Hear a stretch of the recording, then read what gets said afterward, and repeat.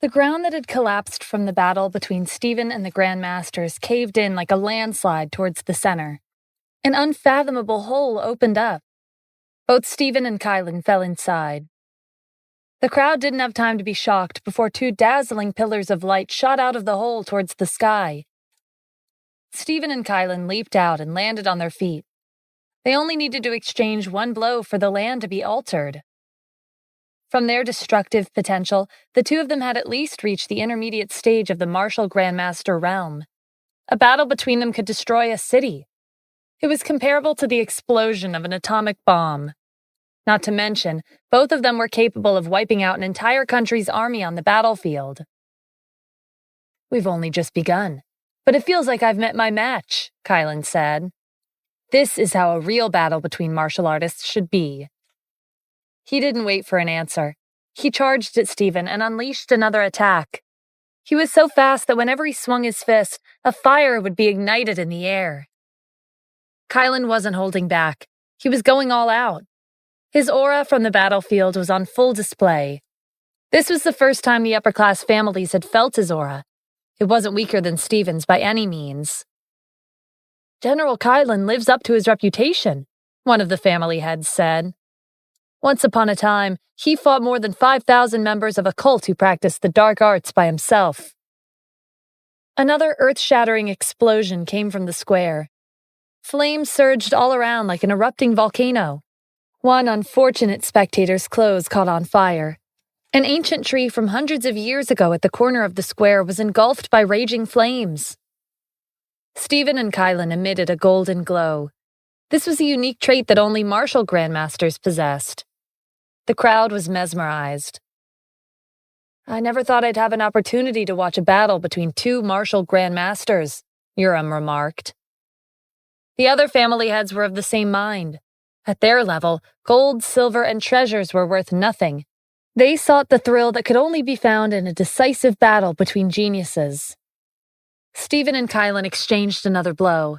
This time, Stephen received a blow to the chest. Kylan rushed forward and followed up with another attack. The poison was rapidly spreading through Stephen's body. One slip-up had resulted in Kylan landing a hit. A battle with him was on an entirely different level from Johan and the Grand Masters.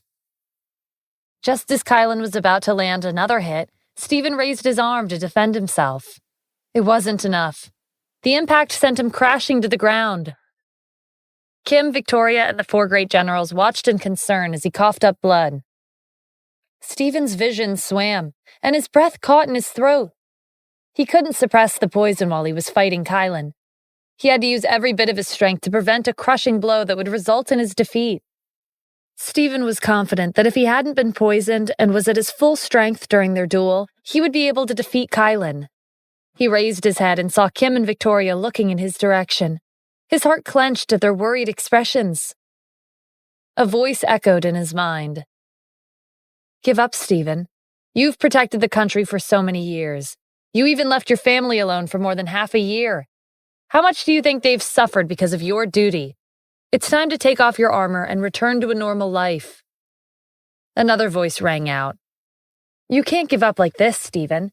You're the commander-in-chief. You started at the bottom, and now you're at the top. Are you going to give it all up to Kylan? You could go home, but have you thought about the people? They're depending on you." The two voices in his head competed for dominance. He was conflicted, but he had to make a choice. Should he give up everything and go home? Or should he fight and continue to defend the people? Stephen wiped the blood from his mouth and staggered to his feet. He was the commander-in-chief.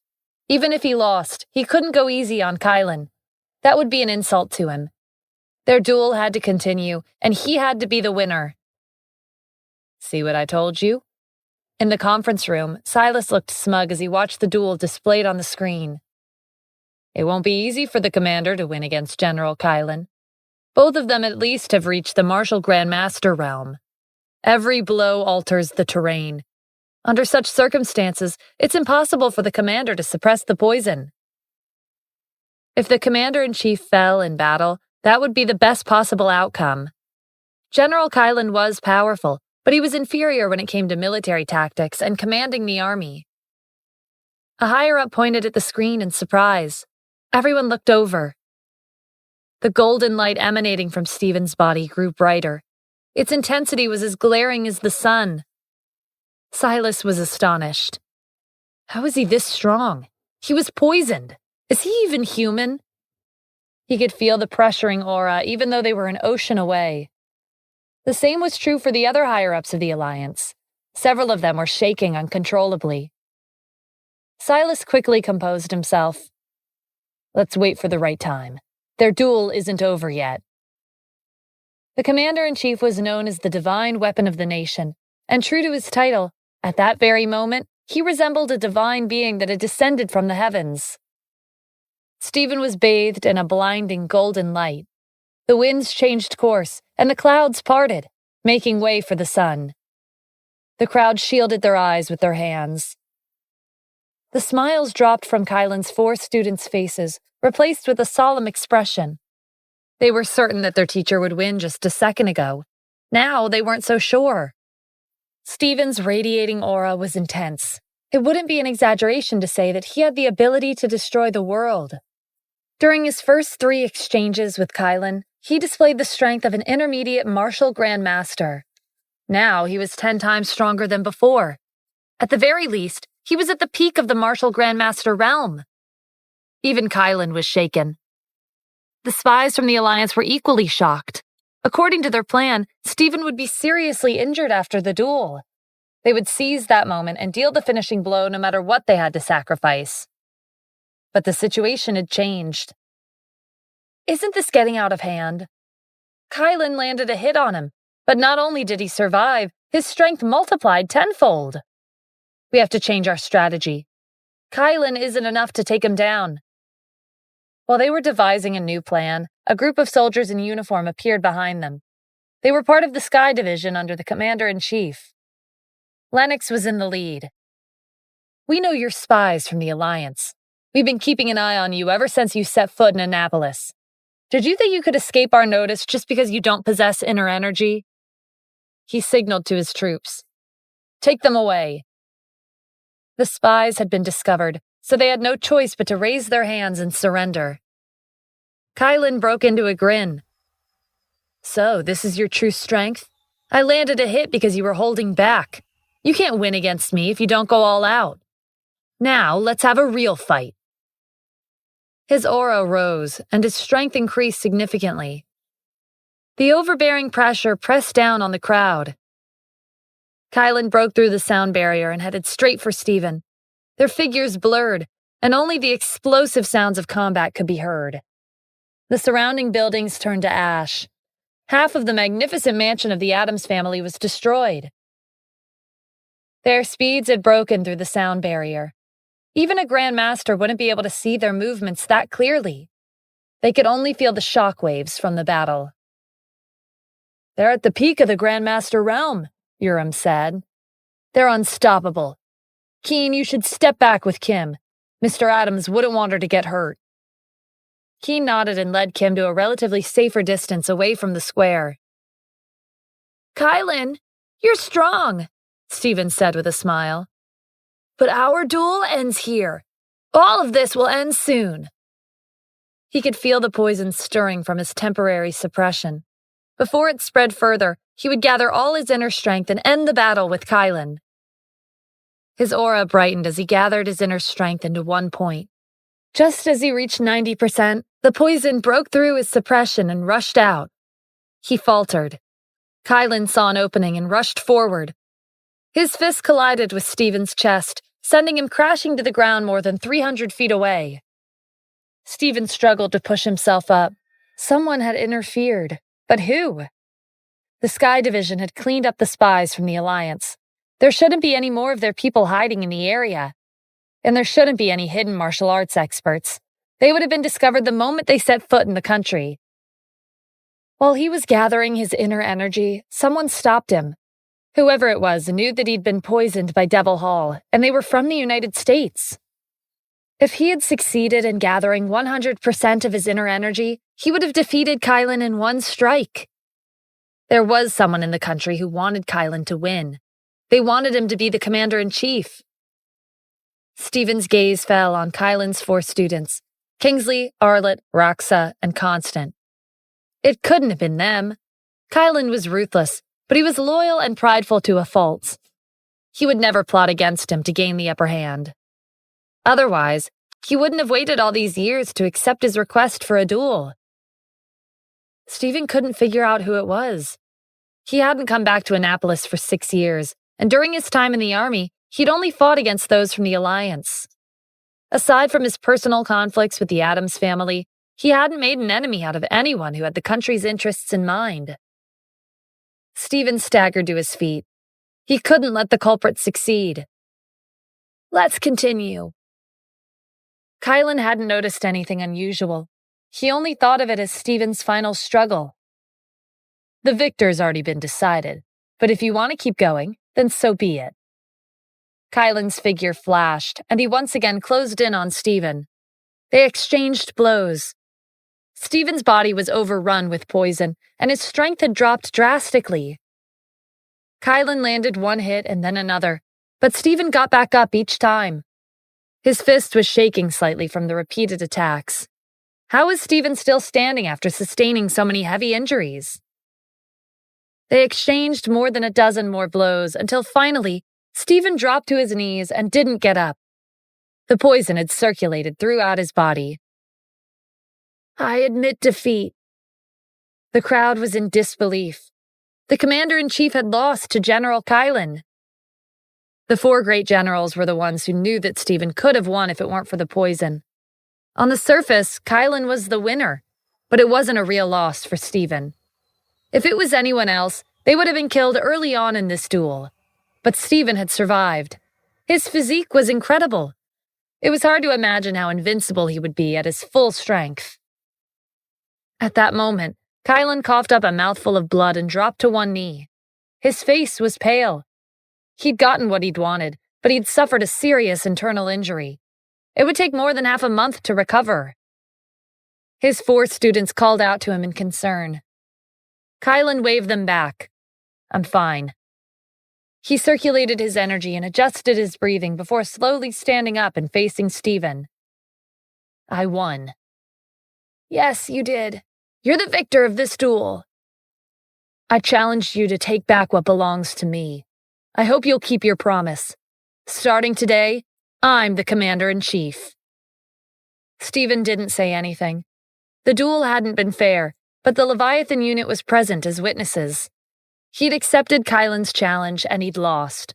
He had to admit defeat. No one cared about the circumstances. They only cared about the outcome. Kingsley was the first to kneel and congratulate Kylan. Arlett, Roxa, and Constant followed suit. Kylan's other troops did the same. The leader of one of the Beaumont families grasped the situation and took the lead in kneeling in front of Kylan. One by one, the other families imitated him. Even the Adams family turned to face Kylan.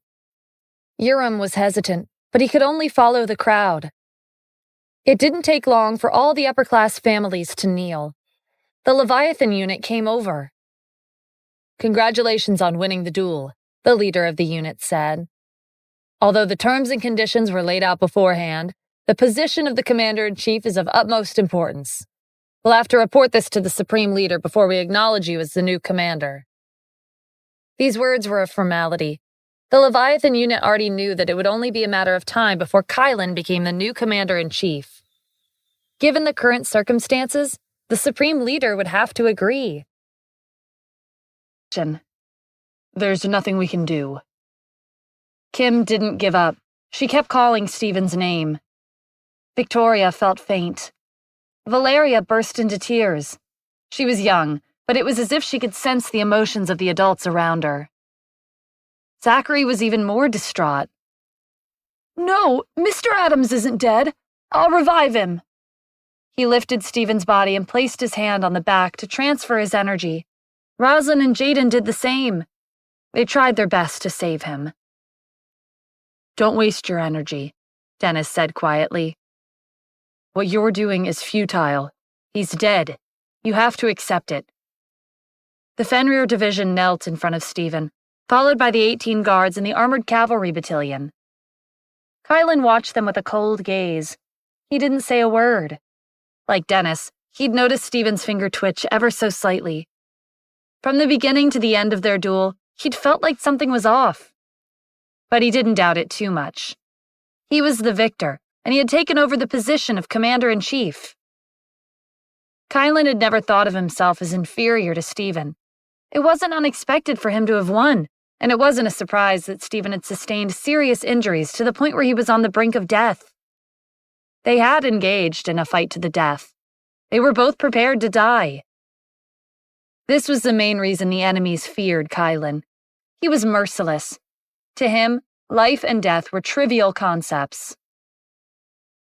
Zachary held Stephen's body close. "No, I can't accept this. Rosalind, contact Dr. Sloan. He'll definitely be able to save Mr. Adams." "I'll get him right now." Rosalind stood up. Just as she was about to set out, Kylan called out to her. "Rosalind, you're not allowed to leave." "And why should I listen to you?" "Because I'm the commander-in-chief now. Dennis, Rosalind, Zachary, and Jaden. You four will come with me, along with the Armored Cavalry Battalion, Fenrir Division, and the 18 Guards." Kylan had taken on the position of the commander-in-chief, so Stephen's subordinates were now under his command. He and Stephen had dueled fair and square with their lives on the line. One of them was fated to die here.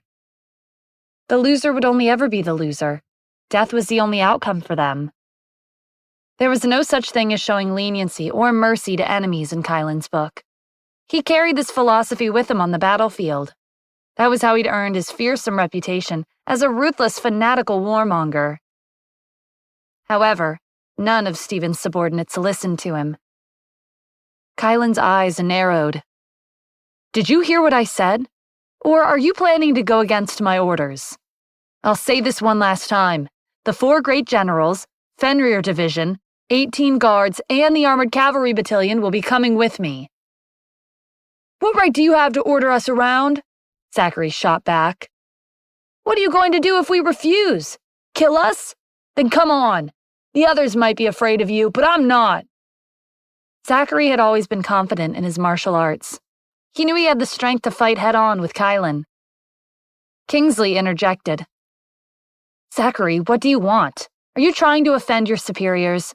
My teacher is the commander-in-chief. Watch your words. We could kill you on the spot for going against his orders." Arlet, Roxa, and Constance stepped forward, prepared to draw their weapons. The atmosphere turned tense. Zachary didn't back down. "If it's a fight you want, then you're going to get one." Rosalind and Jaden also came forward. The Fenrir Division, 18 Guards, and the Armored Cavalry Battalion stood up and took out their weapons in unison, prepared to launch into battle at any time. The rest of Kylan's troops pulled out their weapons in turn. Kylan's cold gaze swept over them. "Do you all want to rebel? I'm the commander-in-chief, and that makes me your superior.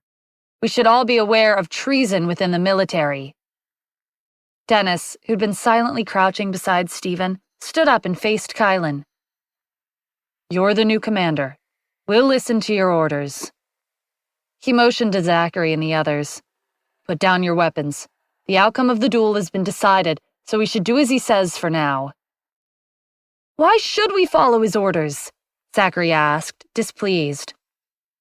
Zachary had a fiery and reckless personality. If he couldn't give him a reasonable explanation, it would be difficult to convince him. Dennis walked up to him and whispered a few words. Zachary glanced at Stephen briefly before nodding. "All right, I understand." When he gave up resisting, everyone else put their weapons away. "That's more like it," Kylan said. "We're leaving. Follow me." The 4 great generals were reluctant, but they had no choice but to obey. Soon, the square was empty, leaving only the upper-class families behind. Kim was still bent over Stephen's body and calling his name. Urim came over and checked for any signs of life. He shook his head regretfully. "He's gone." Keen patted Kim's shoulder to comfort her. "No, my husband isn't dead!" Kim shouted hysterically. "He can't die like this!" Stephen had only just returned to her side. They hadn't even had a proper reunion. She had so much she wanted to tell him. The Addams family was thrilled by Stephen's death. Laurel walked over to Victoria. "This is the cycle of karma. Your son killed my son. Now they're both dead. You have nothing left to rely on. None of us will be kneeling for 3 days and 3 nights. The Phoenix family was just as delighted. "None of you expected this, did you?" the head of the Phoenix family mocked. "He was killed after showing off. Even his position was taken away. His army has become someone else's property." He didn't have the courage to talk back to Stephen when he first revealed his identity, but things were different now. Stephen was no longer the commander-in-chief, and he was already dead. On the Army's side, the 4 great generals, Fenrir Division, 18 Guards, and Armored Cavalry Battalion would be transferred out of Annapolis and sent to the eastern, southern, western, and northern borders, respectively. In doing so, Kylan would be cutting off the connection between Stephen's troops. After that, he made a public announcement that he had defeated Stephen and became the new commander-in-chief. The world was shaken the moment his announcement was publicized. Before, it was just a rumor, but now it was official. Kylan had taken the initiative to announce the outcome of the duel, which meant that the Supreme Leader had agreed to it. The previous commander's achievements were undeniable, but Kylan also had all the qualifications to take over the position. A small group who had been hiding in the shadows near the Addams family's mansion. They were the ones who were responsible for preventing Stephen from accumulating his inner strength. Their mission had been accomplished, so they prepared to leave. What came after was none of their concern.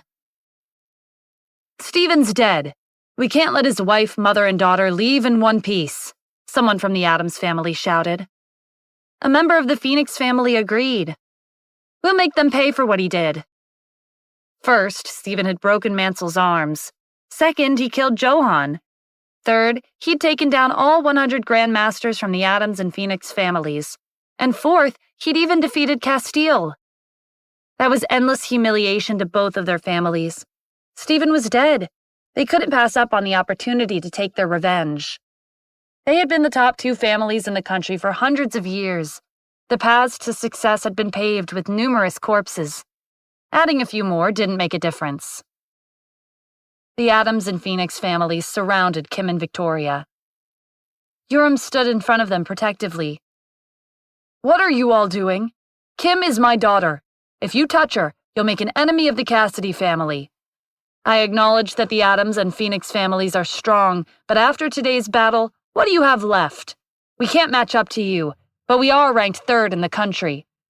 If anyone touches my daughter, all of us will go down together." Keen led their subordinates forward. Their auras were considerably powerful. The Addams and Phoenix families had no choice but to give up. If they had an all-out fight with the Cassidy family, there was no guarantee that they would win. The Cassidy family's subordinates carried Stephen out of the square. Kim and Victoria followed them under their protection. Kim didn't take Urim's suggestion to hold a funeral for Stephen. She sent him to the hospital instead. She believed that he wasn't dead.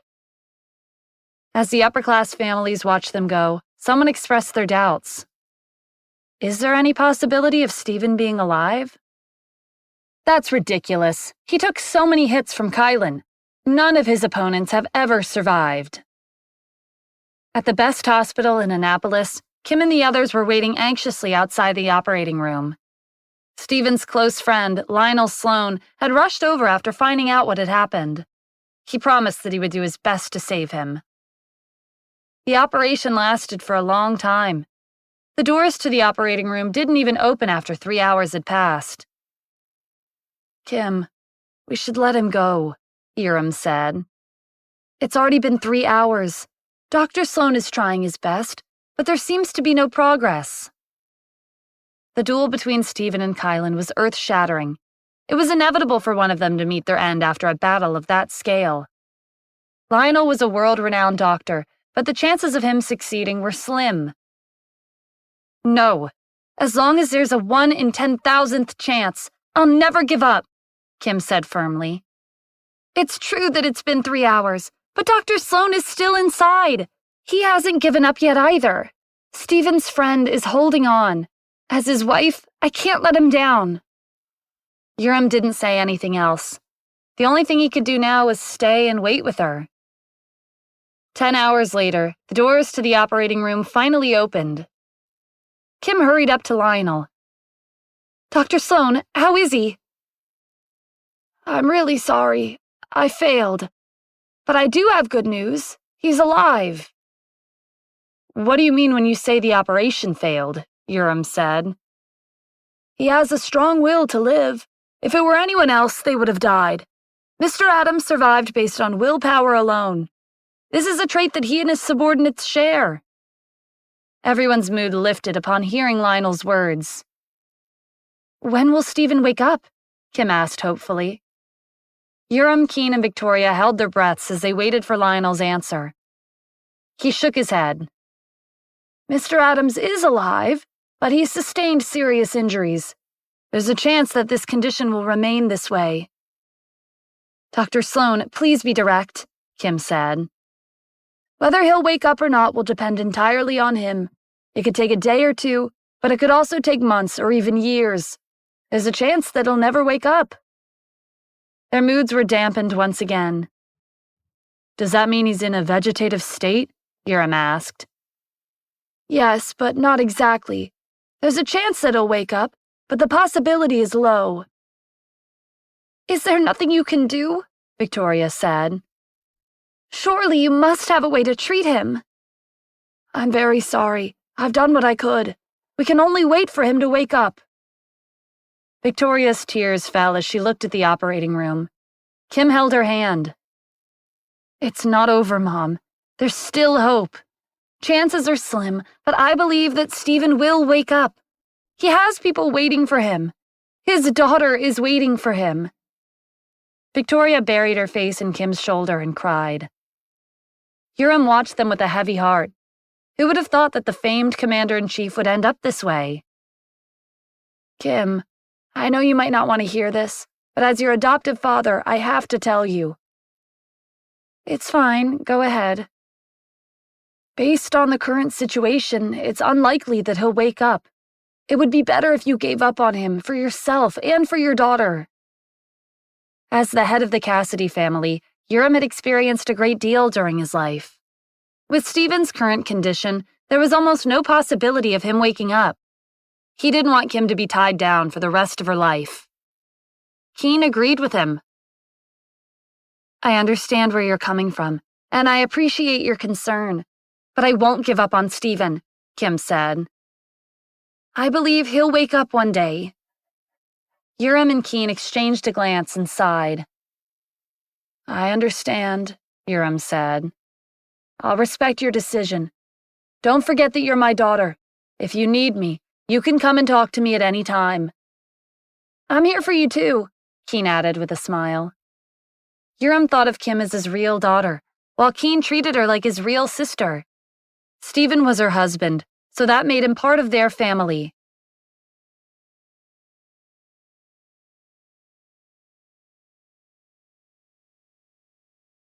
News of the duel between Stephen and Kylan spread quickly among the upper-class families in Annapolis. Kylan had emerged victorious and became the new commander-in-chief. Stephen's fate was unknown. He had been sent to the hospital for emergency treatment, and he was currently in a vegetative state. The possibility of him waking up was lower than winning the lottery's grand prize. After the war 6 years ago, the officials of the country had given Kylan a mansion. Today, the staff were busier than usual. The plaque that once read General's Estate had been replaced with another that read Commander-in-Chief's Estate. Kylan and his 4 students stood outside the gates, admiring the new plaque. Kingsley's subordinate came over and whispered his report. He nodded and told him that he could leave. I've just been informed that Stephen's still alive. Kylan was genuinely surprised. I didn't think he was that tenacious.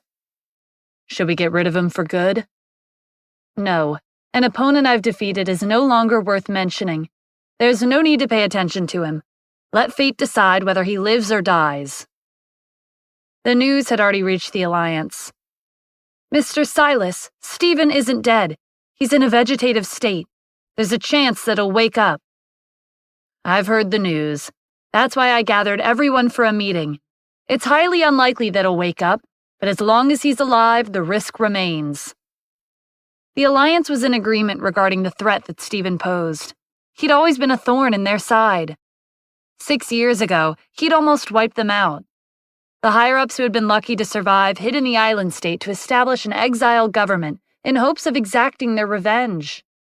Stephen had been incapacitated, but knowing that he was still alive was enough to make them afraid. You're our leader, Mr. Silas. I believe you have what it takes to resolve this issue. Silas was satisfied with the higher-ups' flattery. Everyone calm down. I understand how you feel. Like you all, I despise him as well. However, this is an important time for us. We have to be careful. I've already thought about it. I'll send some of our martial arts experts to find out exactly what's going on. It would be the best if he's dead, but if he's not, they'll get rid of him on the spot. We haven't heard back from the spies we sent to Annapolis, one higher-up said. They're most likely dead.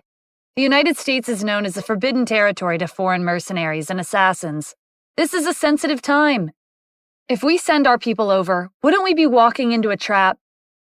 That's where you're wrong. The reason they were known for that was because Stephen was the commander-in-chief. Now it's uncertain whether he's alive or dead.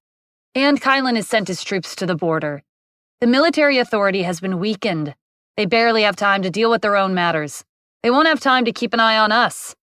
Besides, Kylan wouldn't care if we assassinate Stephen. There's nothing to worry about. The same higher-ups who had questioned Silas started praising him. As expected of our leader, I'll send one of the most skilled subordinates. Stephen will die. I'll make sure of it. The Alliance took action right after the meeting concluded. They contacted their respective countries to send their people to the United States. They only had one goal, and that was to kill Stephen. At this time, Jan was monitoring the display in front of him. The assassination list was on the screen. Stephen's bounty was still at the top of the list. News of Stephen being in a vegetative state had spread across the ocean, but investors who had funded the bounty had not withdrawn their money. On the contrary, there were many investors who were raising the reward. Jan was surprised to see the number continue to increase. These people must be out of their minds. They were spending an exorbitant amount of money on someone who was incapacitated. But it made sense when he put himself in their shoes. Whether Stephen lived or died would change the fate of the world. He was the United States' divine weapon. As long as he was around, the hostile forces overseas would be forced to tread carefully. His death had to be certain for them to be at ease. Perhaps the happiest person was Mansell. His arm was in a cast, and he was surrounded by the Phoenix family's subordinates as he headed out. Stephen had broken his arm and killed his cousin. This was his chance to get back at him. The passerbys who had witnessed their large group making their way aggressively to the hospital pitied their target. Whoever it was probably wouldn't survive the night. At the hospital's entrance, Mansell ran into Keene, who held out his sword to stop him. It doesn't matter what his title is now. He's my brother-in-law. If you want to get to him, you'll have to step over my dead body first. If Johann were here, Mansell would have nothing to fear. But after he was killed, Keene became the strongest youth in the city. Mansell had the support of the Adams and Phoenix families, but he couldn't provoke Keene.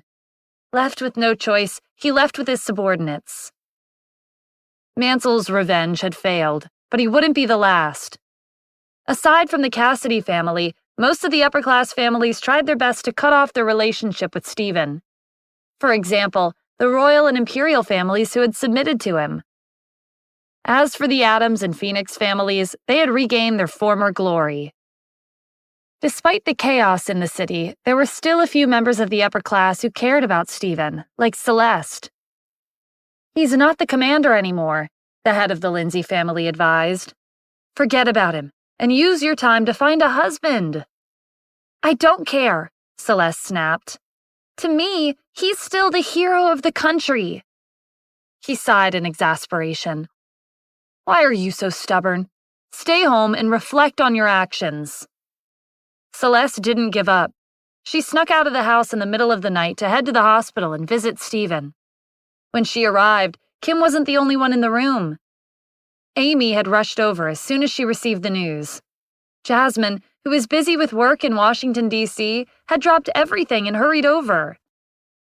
The two of them blinked back tears at the sight of Stephen lying motionless on the bed in the ICU. Celeste's heart tightened.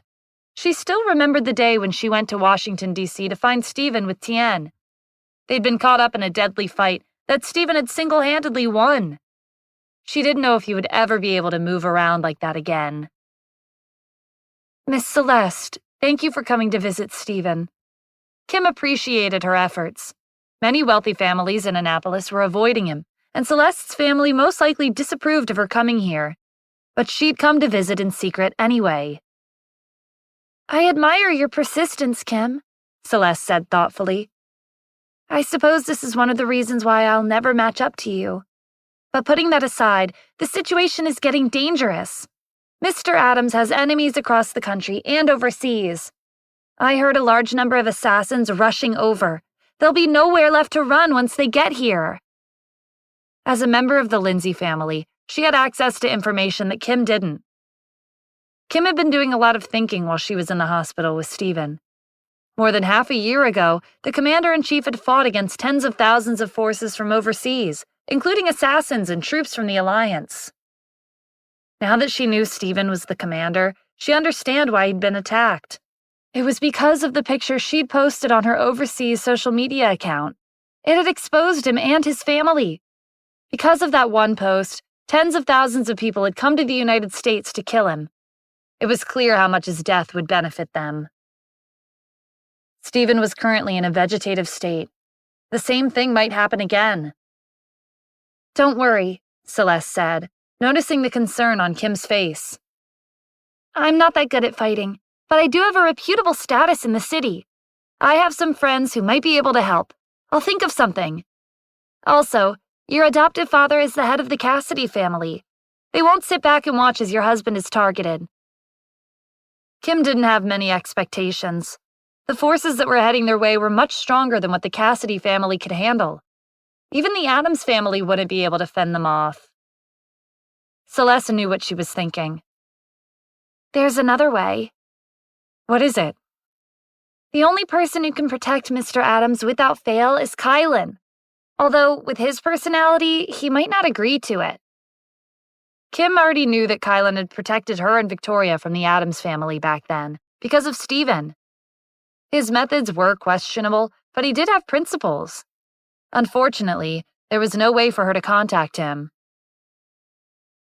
At this time, the Cassidy family in Los Angeles and the Haynes family in Santa Ana were gathered at the villa for a meeting. They'd been informed that Stephen had brought Kim to the Adams family and ended up in a vegetative state after being beaten. What did he think would happen? Helen said sarcastically. The Adams family isn't a place he can come and go as he pleases. He got what was coming. Just because he's their legitimate son doesn't mean he can be reckless, Gordon echoed. Mavis was even angrier. He was asking to be killed, but he took Kim and his mother there anyway. They had found out from gossip, so they didn't know the exact details of what had taken place. They assumed that Stephen had been beaten into a vegetative state by the Adams family. Maybe this was the best outcome for Kim, Natalie said. She's been wasting her youth all these years. We can find her a better partner.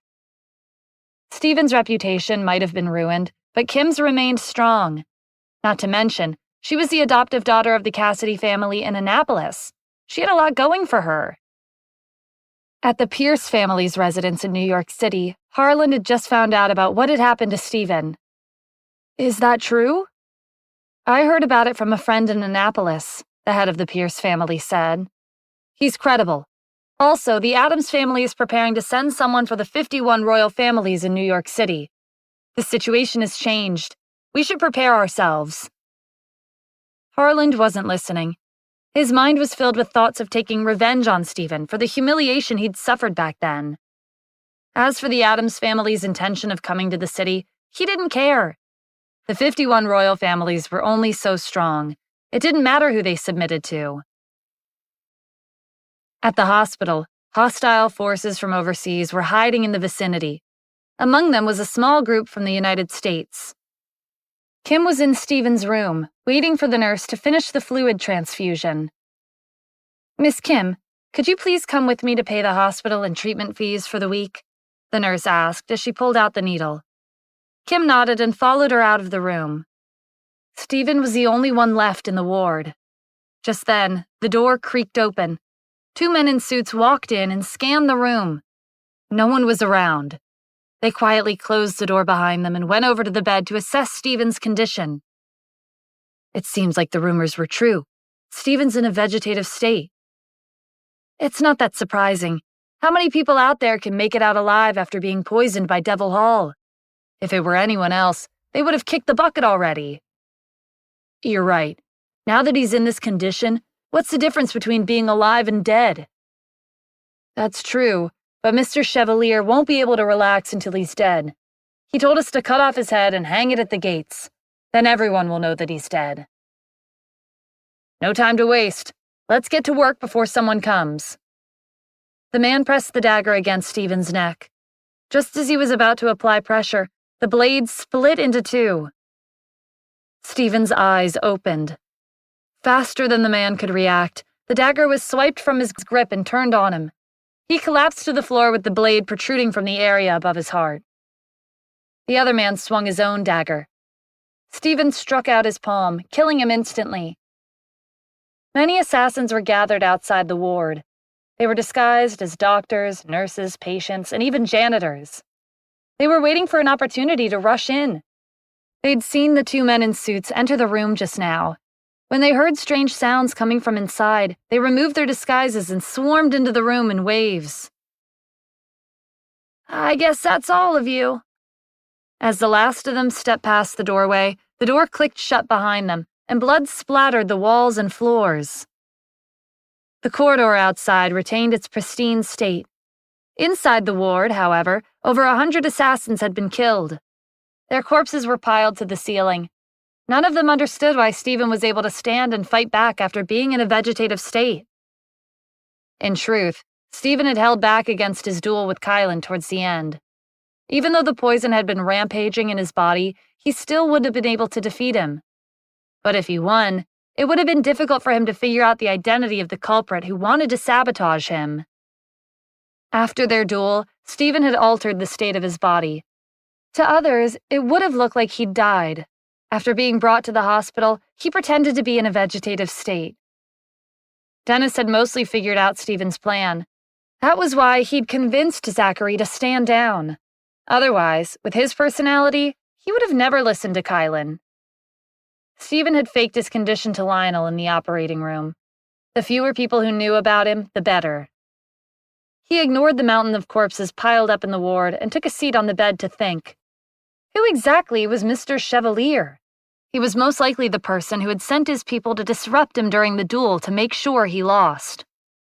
There were too many powerful factions across the country to count. After being kicked out by the Addams family, he'd spent a lot of time at the border. When the war ended, he went to Los Angeles. He didn't have much knowledge about the influential forces in the country. He learned as he went along. While he was thinking hard, his stomach lurched, and he coughed up blood. The poison was acting up again. Lionel had assisted in temporarily suppressing the poison, but even he couldn't do much against poison from Devil Hall. And Stephen had just fought over 100 assassins.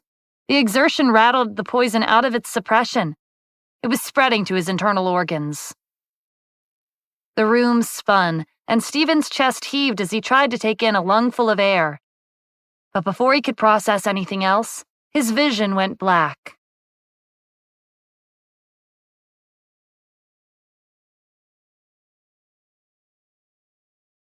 Stephen awoke to Kim, Victoria, and Valeria standing over him. He was lying on a hospital bed. Valeria reached for him in Kim's arms. He wanted to hold her, but he couldn't lift his arms. His legs weren't working either. The poison had seeped into his internal organs and destroyed his meridians. He'd been paralyzed. Even a child could kill him. He'd been in this condition once before, 6 years ago, when he was being hunted down by the Addams family. He didn't think it would happen again. "It's a miracle," Lionel exclaimed. "Mr. Addams, you're finally awake." Stephen smiled bitterly. "You don't have to address me so formally. I'm not the commander-in-chief anymore." "Titles don't mean anything. You're the reason behind our country's peace and prosperity. To me, you'll always be the commander." He was persistent, so Stephen let him be. Kim was concerned about his condition. "Dr. Sloan, how is he?"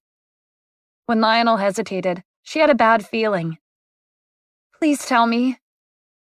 "I know my condition better than anyone," Stephen said. "You don't have to hide it from her." "All right. Miss Kim, with our current medical technology, it'll be difficult for him to return to normal. In other words," Lionel trailed off. "He's paralyzed?" Kim finished. "Yes." Silence filled the room. Victoria was devastated. Kim swallowed her emotions and composed herself. "As long as he's alive, that's enough for me. He's been helping me in secret all these years. Now it's my turn to help him." News of the previous commander-in-chief becoming disabled spread across the world. It reached the temple's underground palace. Raphael was in the main hall with his subordinates. An ecstatic look was on his face. "The time it took me to research the poison to make it more lethal wasn't in vain. With him in that condition, he won't be able to lead Hellcrown Palace. This is a golden opportunity for me to take over." A different scene was playing out in the Alliance's conference room. Silas was furious when he discovered that their people had been wiped out after attempting to assassinate Stephen. "They're all trash," he cursed. "They couldn't even deal with the patient on the brink of death. They don't deserve to be called martial arts experts." "That's not quite right," one of the higher-ups countered. "Who could have predicted that Stephen would be able to take down over 100 experts in that condition? He used to be the commander-in-chief for a reason. His strength and vitality are top-notch." Another higher-up joined in. "The poison must have spread after his fight with our people. We still have a chance." "No, there are no more chances," Silas said. "At least, not for the time being. It caused a commotion and alerted the Supreme Leader of the United States. Stephen's not the commander-in-chief anymore, but his country won't tolerate any more assassination attempts. The officials have instructed the Leviathan unit and Kylan to protect him 24 a day. We won't be able to make our move as long as he's in the U.S. The higher-ups couldn't come up with a solution. They all knew that the United States was famous for preventing foreign mercenaries and assassins from wreaking havoc in their country. Adding on the fact that Stephen was heavily guarded, it seemed impossible to kill him. Silas looked around the room at the dejected expressions on their faces. "Actually, there's still one method we can try." The higher-ups raised their heads in anticipation. "What's the plan?" one of them asked impatiently. "It's simple. We can't touch him as long as he's in the U.S. But what if he comes overseas?" The higher-ups looked at each other. Stephen was paralyzed. How were they going to make a disabled person leave his home country? Silas was satisfied with their reactions. The more he dragged this out, the more impact it would have when he announced his real plan. "Everyone, please calm down. All we have to do is come up with a way to make him go abroad." The higher-ups dissolved into a round of hushed discussions. No one had any ideas. They turned back to Silas. "How do you plan on getting him to leave?" He broke into a grin. This was the moment he'd been waiting for. "We'll spread gossip regarding a conspiracy with Devil Hall." Lionel was infuriated when he found out that Stephen's former enemies were gloating over his condition. "Mr. Addams, it's obvious that you let Kylan win even though you were poisoned. If you tell him what's going on, he would give up the position immediately." "There's no need for that. If I tell him and he returns the position, he'll keep pestering me for another duel." Stephen had given it some thought. Kylan was already in the spotlight. Rather than being endlessly entangled with him, he might as well take advantage of the situation and let him take over the position while he retreated behind the scenes. He would live an ordinary life like everyone else. This was a dream that manifested when he saw Valeria for the first time at the tea house. He'd reunited with his mother.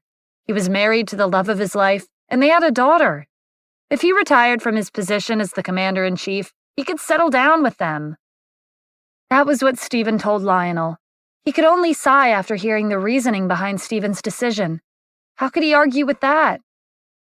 However, that was only part of the reason. Stephen wanted to find Mr. Chevalier, the person behind the scenes who had tried to scheme against him.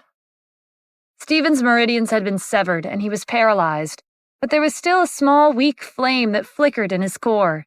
It was indestructible, and neither he nor Lionel had noticed. After a few days in the hospital, Stephen requested to be discharged from the hospital. He was uncomfortable with the environment. After a follow-up examination, Lionel agreed. Staying in the hospital wouldn't help him recover. On the day that Stephen was discharged, he went to find Lionel to say goodbye. Kim pushed his wheelchair into Lionel's office. "We've decided to go back to Los Angeles." "That's not a bad idea," Lionel said. "You've been working hard for the country and the people for the past few years. You should take this time to relax." Later in the week, Stephen and Kim returned to Los Angeles with Victoria and Valeria. Instead of going back to their old villa that the Cassidy family had occupied or buying a mansion, Kim suggested staying at a courtyard in a remote neighborhood. Kim retired from her position as CEO and spent her days preparing meals, doing laundry, and cleaning the house with Victoria. Stephen was confined to a wheelchair, but that didn't stop him from spending time with Valeria and playing with her. Kim enjoyed their peaceful lifestyle, and she could tell that Stephen and Victoria did too. Only a week had passed, but Stephen and Valeria had gotten closer as father and daughter. As the days passed, the flame in Stephen's core gradually grew brighter. He was unaware of it. The progress was slow but steady. News of Stephen and Kim returning to Los Angeles soon reached the ears of the Cassidy and Haynes families. "What? Kim's back in Los Angeles? And she brought Stephen with her?" Helen grabbed her cane. "Everyone, follow me. I won't allow my granddaughter's bright future to be ruined." The Cassidy and Haynes families came knocking on Kim and Stephen's door in an imposing manner. Helen went straight to Stephen. "What's the meaning of this? Are you trying to drag Kim down with you?" "Kim, why did you come back with him?" Natalie asked. "Do you want to spend the rest of your life like this?" "There's nothing he can do for you," Kyle echoed. "You can't give up your future for him." "You're missing the point, Uncle Kyle," Harry interjected. "If someone finds out that your son-in-law is disabled, our family will be humiliated." Kyle expressed his agreement. "Kim, have you thought this through? When Valeria's old enough to go to school, the other kids will have their parents taking care of them, but she'll only have you. Do you want your daughter to be laughed at and made fun of? That will affect her health." Natalie continued. "It might be okay now since Valeria's a baby, but when she grows up, do you think she'll be okay with having a father like Stephen?" Of course she wouldn't. Rome, who was standing beside Rebecca, kicked Stephen's wheelchair. "Take a good look. There's nothing he can do. He's worse than a guard dog." Rebecca snickered. Kim frowned when Valeria shrank back into Stephen's arms from the commotion and all the unfamiliar faces in the room. She pointed at the door. "Are you all done? If you are, then leave. I won't let you mock my husband like this. His condition doesn't change the fact that he's Valeria's father, and he's achieved much more than all of us combined." For the sake of protecting the country, Stephen had been misunderstood for many years. He'd even missed the moment his daughter was born. And after risking his life time and time again, he had to suffer the ridicule of these ignorant people. Kim couldn't tolerate this. Helen sneered. "What achievements could he possibly have? The Wyvern Group isn't that commendable." "No, that's not all. You may not know this, but he's—" Kim cut herself off. It would be meaningless to talk about it now. If she revealed Stephen's identity as the previous commander-in-chief, the Cassidy and Haynes families would never believe it. It would only lead to more criticism.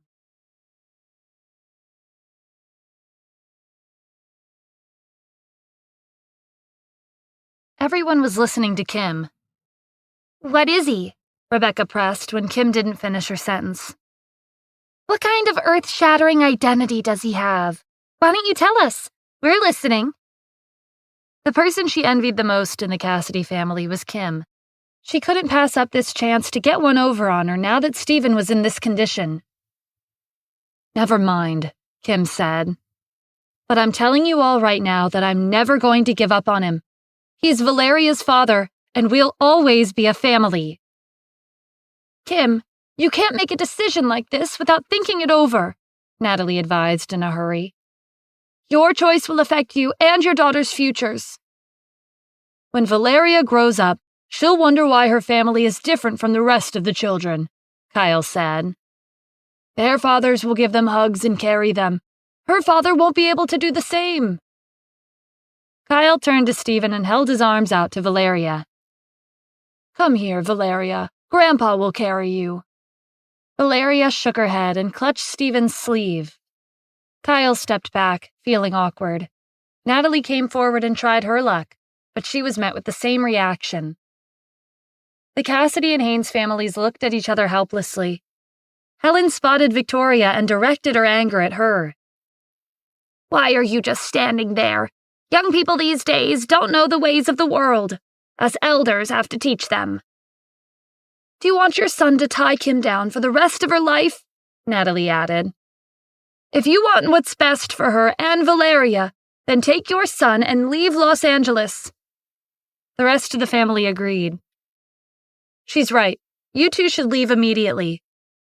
"If I were her, I would have found a hole and hid inside forever. Pestering Kim with her son is so shameless." "If you ask me, she did it on purpose. Her son is stuck in a wheelchair. Kim is like his free nanny." Stephen interrupted their chattering. "All of you be quiet. I don't care if you criticize me, but you can't talk about my mother like that." Everyone's attention shifted to him. "So you still have it in you to get angry," Rebecca said sarcastically. "What can you even do in that condition?" Stephen's eyes narrowed, and his aura filled the room. The Cassidy and Haynes families took a cautious step back. A chill ran down their spine. Rebecca subconsciously hid behind Rome, who wasn't faring any better. Stephen desperately willed himself to move, but his body was like lead. It wouldn't listen to him. Minutes passed, and the pressure dissipated from the air.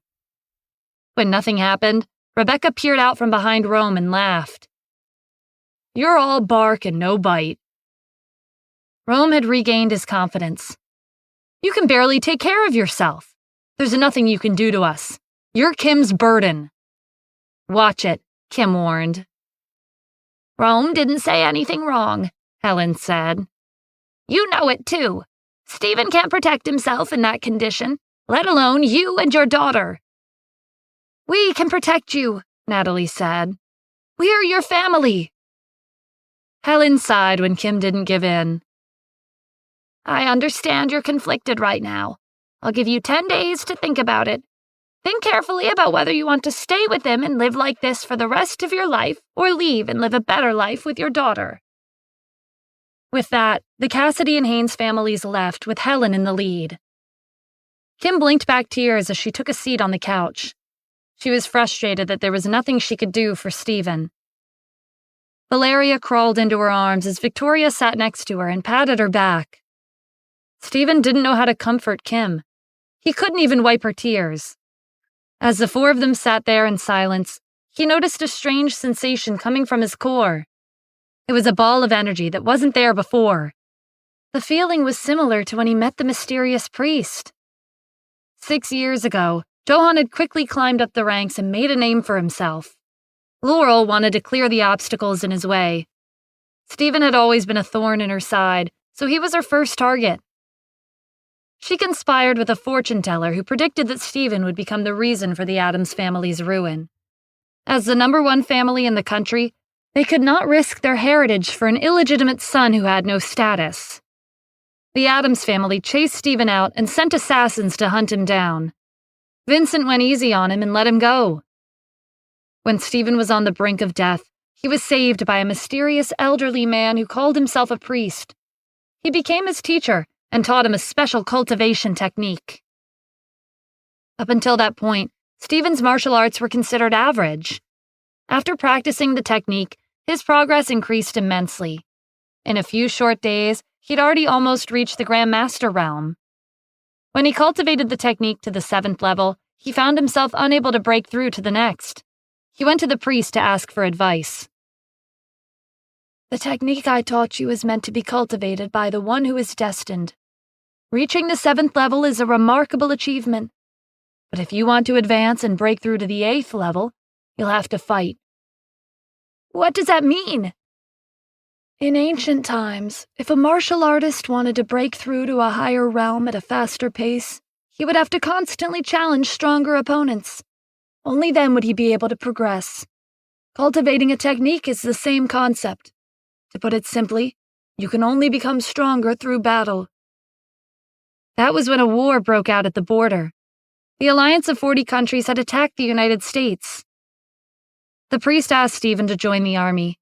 His martial arts had grown much stronger than before now that he was in the 7th level of the technique. He swept through the enemy's forces on the battlefield, including the 20 Grand Masters from the Alliance.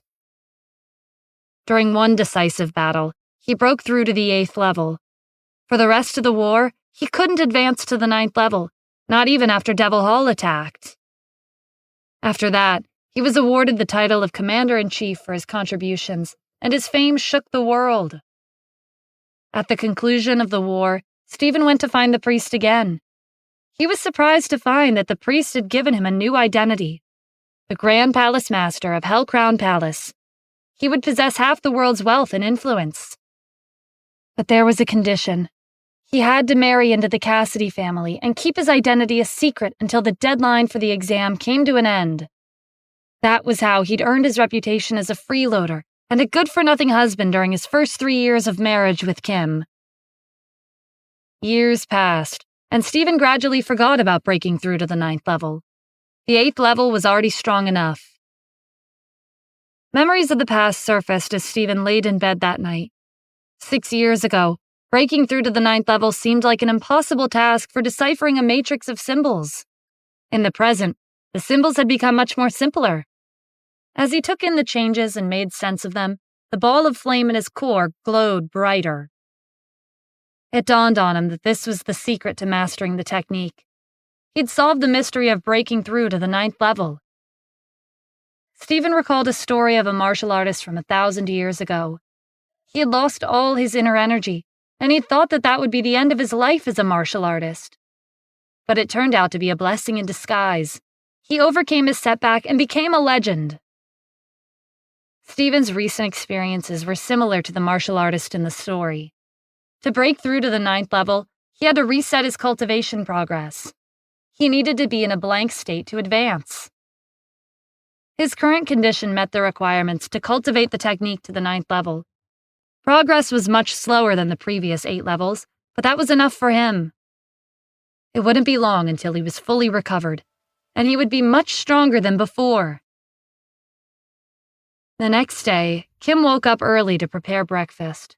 She felt better after a good night's sleep. As for Helen's suggestion, there was no need to dwell on it. She made her decision, and she would stand by it.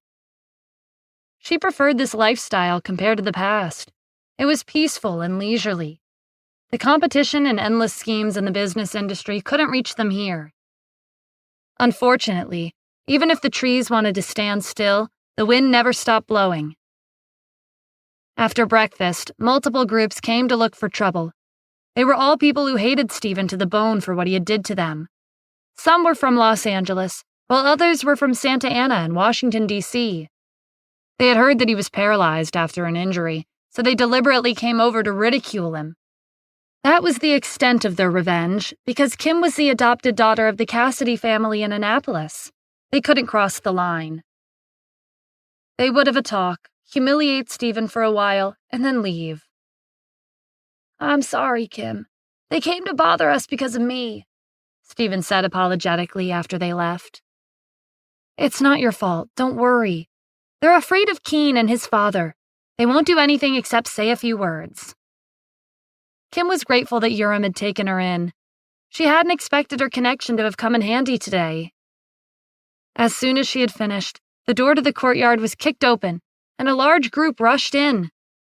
Stephen recognized the person in the lead.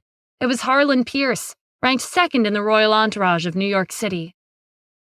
A while back, Harlan had taken a fancy to Kim, but Stephen had interfered and even humiliated him with 4 ferocious dogs. He'd always held a grudge, but he couldn't do anything because Stephen was the commander-in-chief. Things were different now. Stephen was confined to a wheelchair. This was the perfect chance for Harlan to take revenge and wash his shame away. Harlan eyed Stephen's wheelchair with a smirk. "Looks like it's true. You've become a cripple."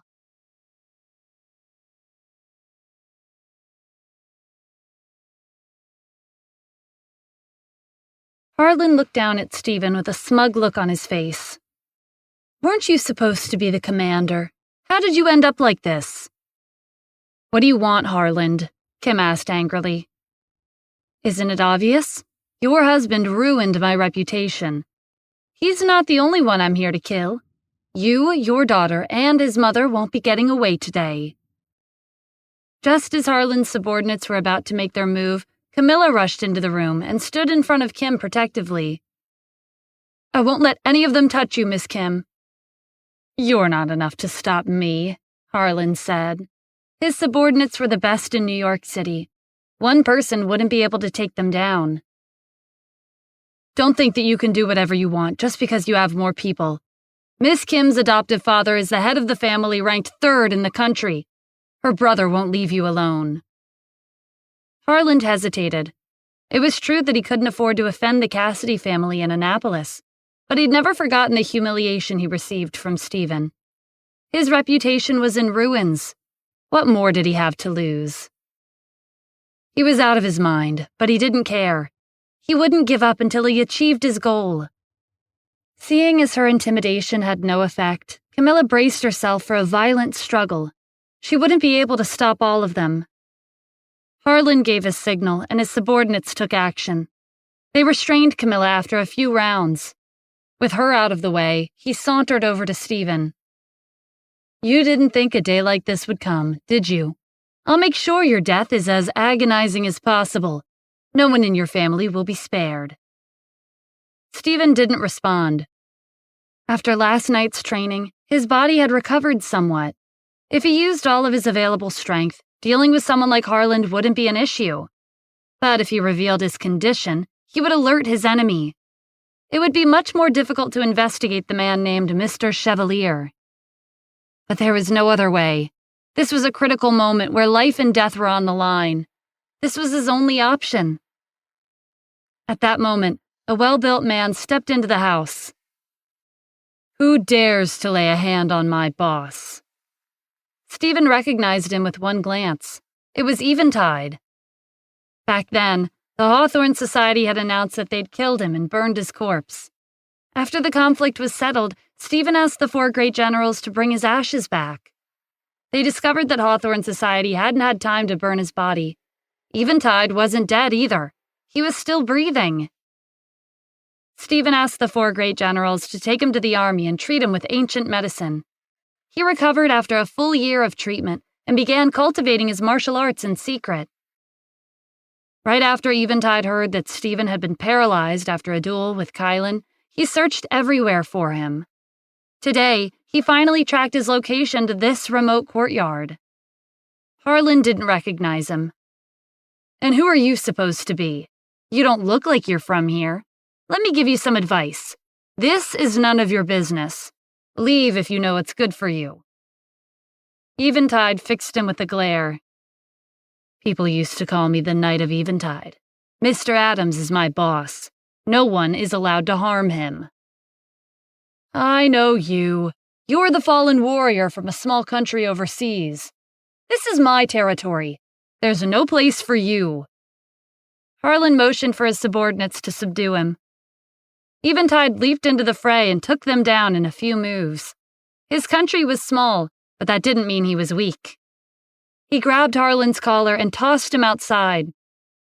Eventide walked back to Stephen and knelt on one knee. Without you, I wouldn't be here today.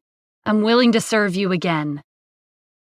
In the brief moment it took Stephen to respond, Camilla caught the look that had crossed his face. For the safety of the people, Stephen had risked his life on the battlefield for more than half a year. He wasn't here when his daughter was born, and because of his absence, Kim had represented him during the confrontation with the Addams family. He had made significant sacrifices for the country and its people, and everyone had turned their backs on him as soon as Kylan became the commander-in-chief. Eventide was the exception. Their former enemy had become their ally. The irony was laughable. With Eventide's protection, Stephen and his family were able to lead a more peaceful life. Everyone knew that Eventide wasn't one to be trifled with. Stephen enjoyed their ordinary lifestyle. He spent a lot of time in the yard, taking in the sounds of nature with his eyes closed. He heard the crow that had made a home in one of the trees, and the sound of a river flowing under the bridge. He couldn't remember ever having such a normal and peaceful life. Kylan was having a meeting with his 4 students at his mansion. He tossed the reports from his students onto the table. "Some people are paying attention to Stephen, even though he lost. The Alliance sent their people after him, and even assassins from abroad came all the way here to finish his job." His 4 students kept quiet. The last time he saw their teacher get this angry was when Stephen became the commander-in-chief. "They want to get rid of him as soon as possible, for peace of mind. It's like I don't exist. I'm the new commander-in-chief, but they see me as a decoration." It wasn't just the hostile forces from overseas. Even the supreme leader had no reaction to him taking over the position. It was nothing like the traction that Stephen had gotten back then. "I have a theory," Kingsley said.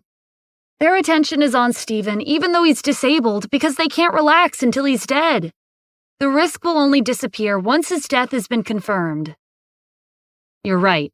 When Stephen came out of nowhere 6 years ago, he almost wiped them out. Their fear is deeply rooted. But he's no longer the commander. If this continues, it will be detrimental to my position." Although Kylan was strong, his military formation and strategy were lacking, even when compared to his students. "I have an idea," Kingsley said with a smile. "It's actually not that difficult to turn the situation around." Several days later, a major event shook the world. The newly appointed Commander-in-Chief of the United States, Kylan Gale, led the troops under his command and attacked the hostile forces overseas, including the Alliance. His sudden appearance threatened all the major powers across the ocean. The troops that Silas had painstakingly gathered had suffered a heavy blow. Many of the higher-ups had been injured or killed. Their morale had fallen drastically. Kylan's name spread across the world. If the hostile forces hadn't heard of him before, they had now. Silas was fuming in the conference room.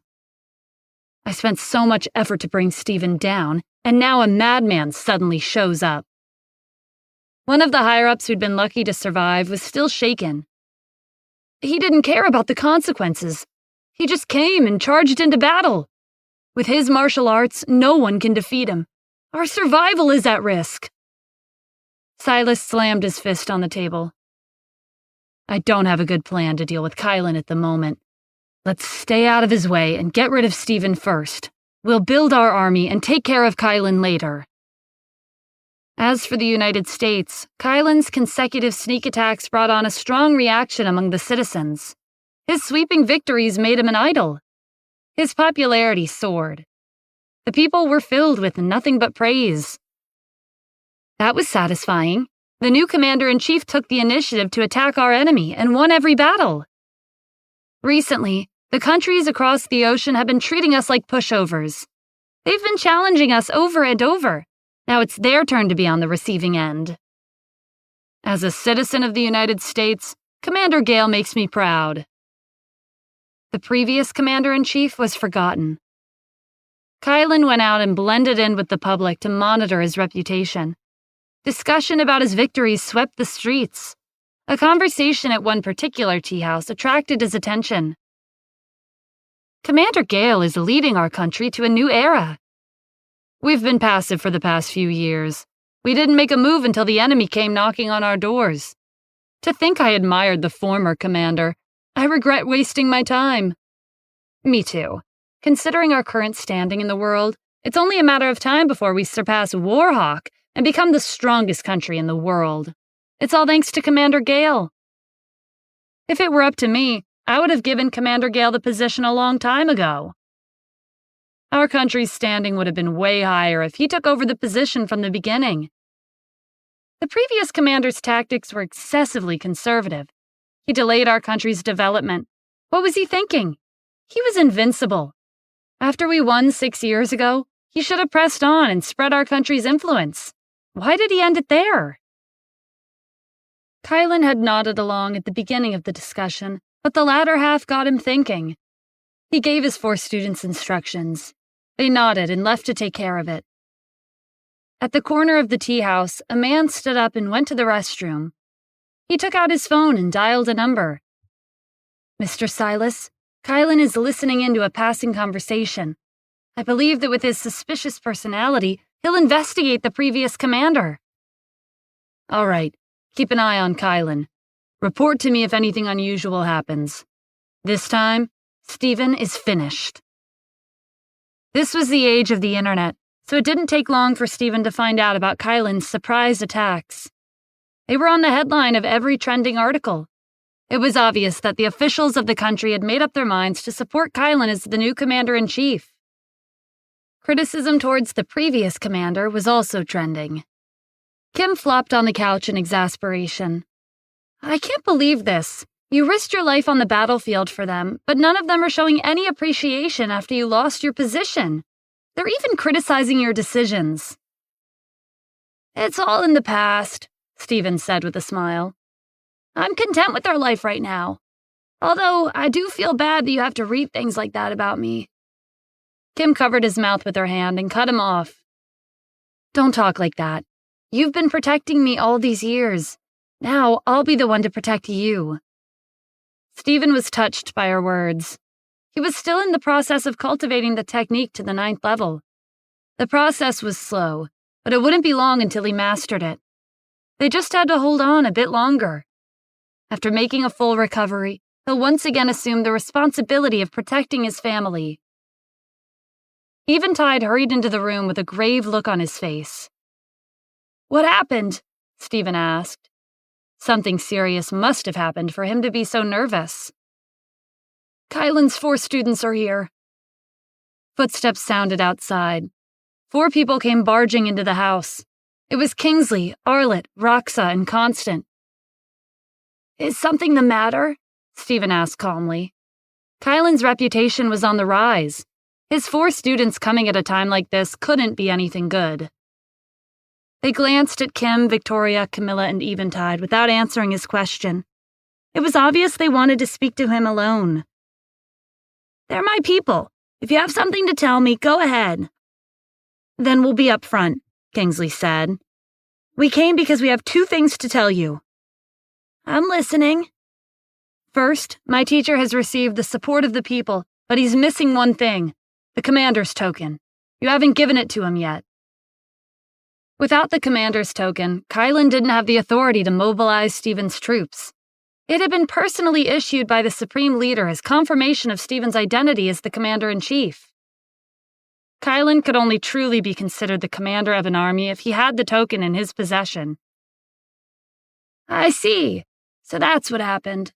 The duel happened so suddenly that the handover procedures weren't properly carried out. Kylan is the new commander-in-chief, so the token belongs to him." Stephen had always kept the commander's token close by. He asked him to take it out of the box in his room and give it to them. Kylan's students were mesmerized by the golden token. They'd never seen it before. "That was the first thing. What's the second?" The 4 of them exchanged glances before Kingsley stepped forward. He looked Stephen in the eye. "Do you know your crime?" Now it was Kim, Victoria, Camilla, and Eventide's turn to exchange glances. What crime were they talking about? Stephen didn't understand either. "What crime?" "It's a serious one. You've committed treason and colluded with the enemy." "What nonsense are you talking about?" Camilla demanded. Mr. Adams has been spending his time at home. How could he have betrayed the country?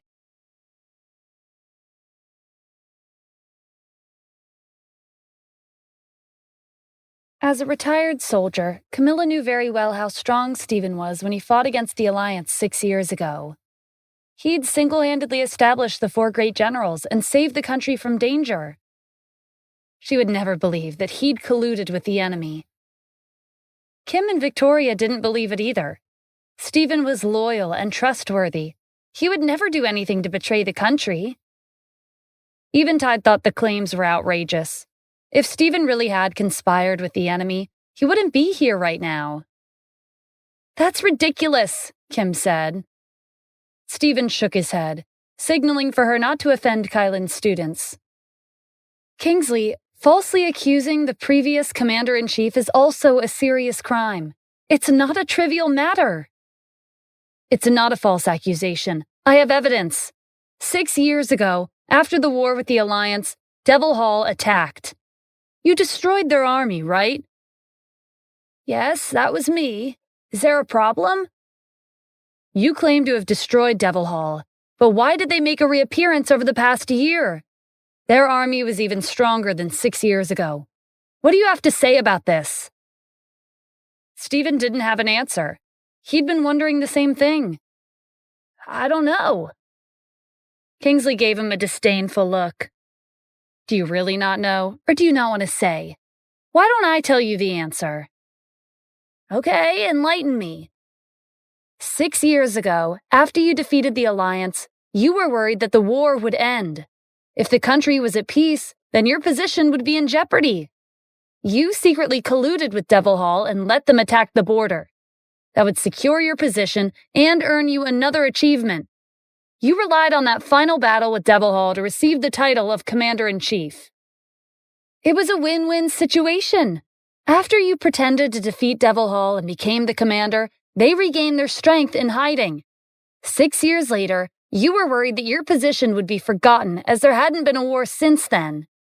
You once again conspired with Devil Hall and let them attack the border. As for what happened after, you know better than anyone. You rushed to the border to gain fame. And when you returned, you went to the Addams family to reveal your identity while everyone was still talking about your victory. Suppressing the Addams family would put your name out there once more. This is solid evidence. What do you have to say for yourself? Stephen only had one thought in his mind. Their talent for spinning a tale by mixing and matching facts was impressive. If there was one thing he got out of Kingsley's explanation, then it was evident that someone plotted against him in secret. Kim, Victoria, Camilla, and Eventide didn't believe a single word. Not convinced? Kingsley asked, scanning the reactions. When Devil Hall attacked a second time, the Supreme Leader told the Leviathan unit to hand you a transfer order. You were instructed to head to the border with your troops. Everything happened too smoothly to say that it was a coincidence. What else could Stephen say? The evidence was against him, and it was obvious that the 4 of them were using Devil Hall as an excuse to frame him. He had been caught in someone's scheme. Kylan and his students were skilled in terms of combat, but they were inferior when it came to scheming. From the moment Kingsley brought up his crime, Stephen had already guessed his intentions. What you said made sense, Stephen replied with a faint smile. I have nothing else to say. You claim that I've betrayed the country and colluded with the enemy. I don't currently have any evidence to prove my innocence. The 4 of you came here today to carry out my punishment. Tell me, what's it going to be? His nonchalant attitude annoyed Kingsley. I suggest you take this seriously. Do you know how many lives were lost because of the battle with Devil Hall? You've misled the people and gained fame that you were never worthy of. Killing you is too light of a punishment. So are you planning to kill me? Kingsley ignored him. According to the law, your crime is grounds for execution. However, Commander Gale has taken into consideration your contributions to the country and spoke on your behalf with the Supreme Leader. Only then did the leader agree to let you alone for your mistakes and spare you the death penalty. But don't get ahead of yourself. Consider the extension to your life a gift from Commander Gale. You may be exempt from the death penalty, but there are consequences. Starting today, your nationality is revoked, and you will be expelled from the United States. I'll give you 3 days to take care of this. If you're still in the country 3 days later, don't blame us for coming back to personally chase you out. Kim and the others were puzzled by the turn of events. Revoking Stephen's nationality and kicking him out of the country for a crime with no concrete evidence was bizarre. As for Stephen, it was a confirmation of his speculations. The other party's goal was to force him to leave the United States. While he was here, the hostile forces overseas wouldn't be able to do anything to him. But if he left, they would no longer be restricted. "That's ridiculous," Kim gritted out. "My husband turned the tides of the war 6 years ago and saved the country from the brink of destruction. He kept his identity hidden from his friends and family for the sake of the people. This was his chance at a semblance of an ordinary life, but you're trying to take that away from him." Victoria, Camilla, and Eventide didn't feel good about it either. Stephen had sacrificed so much for the country, and this was the result? "Do you feel wronged?" Kingsley asked with a smirk, noticing the reactions. "Everyone knows what Devil Hall is capable of. They're not above using human sacrifices to achieve their goals. Stephen has colluded with them in secret and harmed our country. You should be grateful that he can keep his life." "If it weren't for Commander Gale's leniency, he wouldn't live past today," Raksha echoed. "We'll give you 3 days to leave the country. Don't make us come here again." Kim wanted to argue, but Stephen signaled for her to stay quiet. "Okay, I'll leave in 3 days." Shortly after Kylan's students left the courtyard, rumors of a conspiracy between the previous commander-in-chief and Devil Hall quickly spread across the country. In an instant, Stephen's name became associated with another title, Traitor of the Nation. The people cursed without restraint. Those who were the most impulsive and easily incited were the youths. They took to the internet and revealed Stephen's address, claiming that they would get rid of the traitor on behalf of the country. They were thrilled when they found out that Kylan had already given Stephen a punishment. Commander Gale is quick to take action.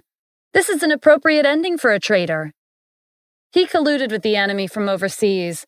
He deserves to be kicked out of the country. Get out, and don't think about coming back. Every street and alley in the country were filled with righteous indignation. The rumors spread so fast that it didn't take long for Kim and the others to hear about it. Not only was Stephen being kicked out because of a false accusation, the people had turned their backs on him. Kim was fuming. "It's one thing for the enemy to treat you like this, but these people don't know anything about you. If it weren't for you, they wouldn't be here today." On the other hand, Stephen was calm and composed. "Why bother? Normal people like them have always lived at the bottom of society. What would they know? They're like clouds. They drift with the wind." "Is there no other option but to go overseas?" Kim asked, still having a hard time accepting it. "Judging from the current situation, that seems to be the case," Camilla answered. "Both the people and those overseas don't want Mr. Adams to stay in the U.S. "She's right," Stephen said. "As things stand, I can't stay here." Kim thought for a moment. "If there's no other way, then I'll go with you." Victoria agreed. "We're a family. We can't let you go alone."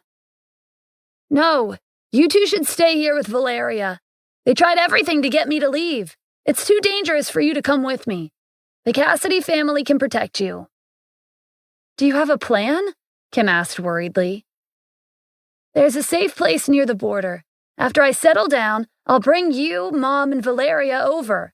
The 4 of us will live together there." "But how will you get there on your own?" "Don't worry. Eventide will escort me there. With him around, I'll make it there safely." Stephen had already thought things through, so Kim didn't question him any further. "Okay. Contact me right away after you get there so I know you're safe." "Rest assured, Miss Kim. I'll protect Mr. Adams even at the cost of my life," Eventide promised. Stephen chuckled at the solemn look on his face. Eventide's loyalty was hard to come by. Meanwhile, in the Alliance's conference room, Silas was making an announcement after receiving a message. Mr. Chevalier has just informed me that Stephen will be leaving tomorrow. The higher-ups' moods brightened as if they'd won the lottery. The second he leaves the U.S., he'll lose their protection, one of them exclaimed. Don't underestimate him, another higher-up reminded him. This is a rare opportunity. We have to make sure that everything is accounted for if we don't want our efforts to be in vain. We have to be thorough in our preparations, Silas agreed. Tonight, I'll be heading to the prison at the western border of the United States. Are you referring to the prison of fiends? One of the higher-ups asked hesitantly. As the name suggested, the prison housed savage criminals. They were aggressive and eccentric. Warhawk had built the prison 60 miles away from the western border. One prisoner was particularly famous. His real name was unknown. Everyone called him Alastor. He had the ability to eat any living creature raw, including poisonous snakes, lizards, centipedes, and many others, without suffering any side effects. He'd committed thousands of atrocities across the world, and at least 5,000 unarmed civilians had died at his hands. Warhawk sent out an S-Class international arrest warrant for Alastor and allied with its neighboring countries to catch him.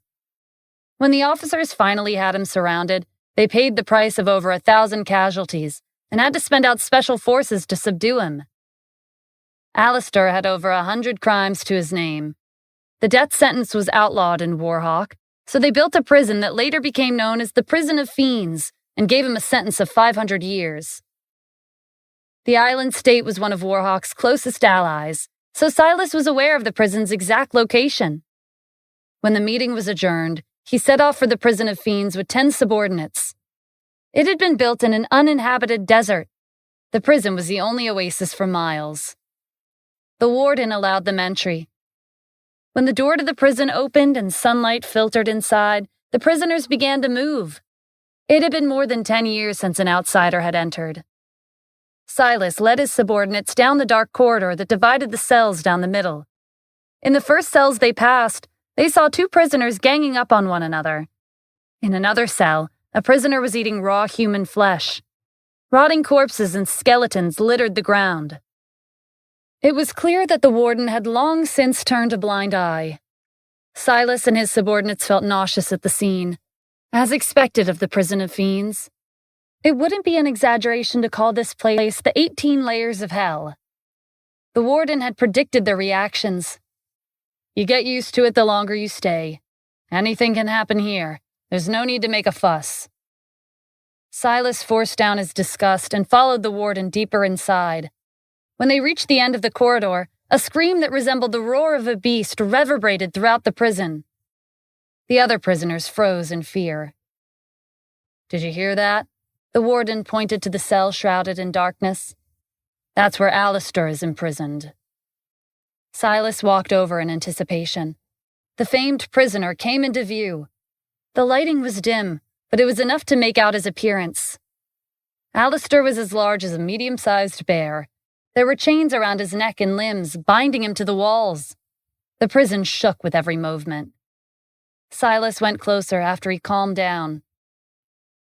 I'm here to let you out. Alastor's voice was hoarse. Why?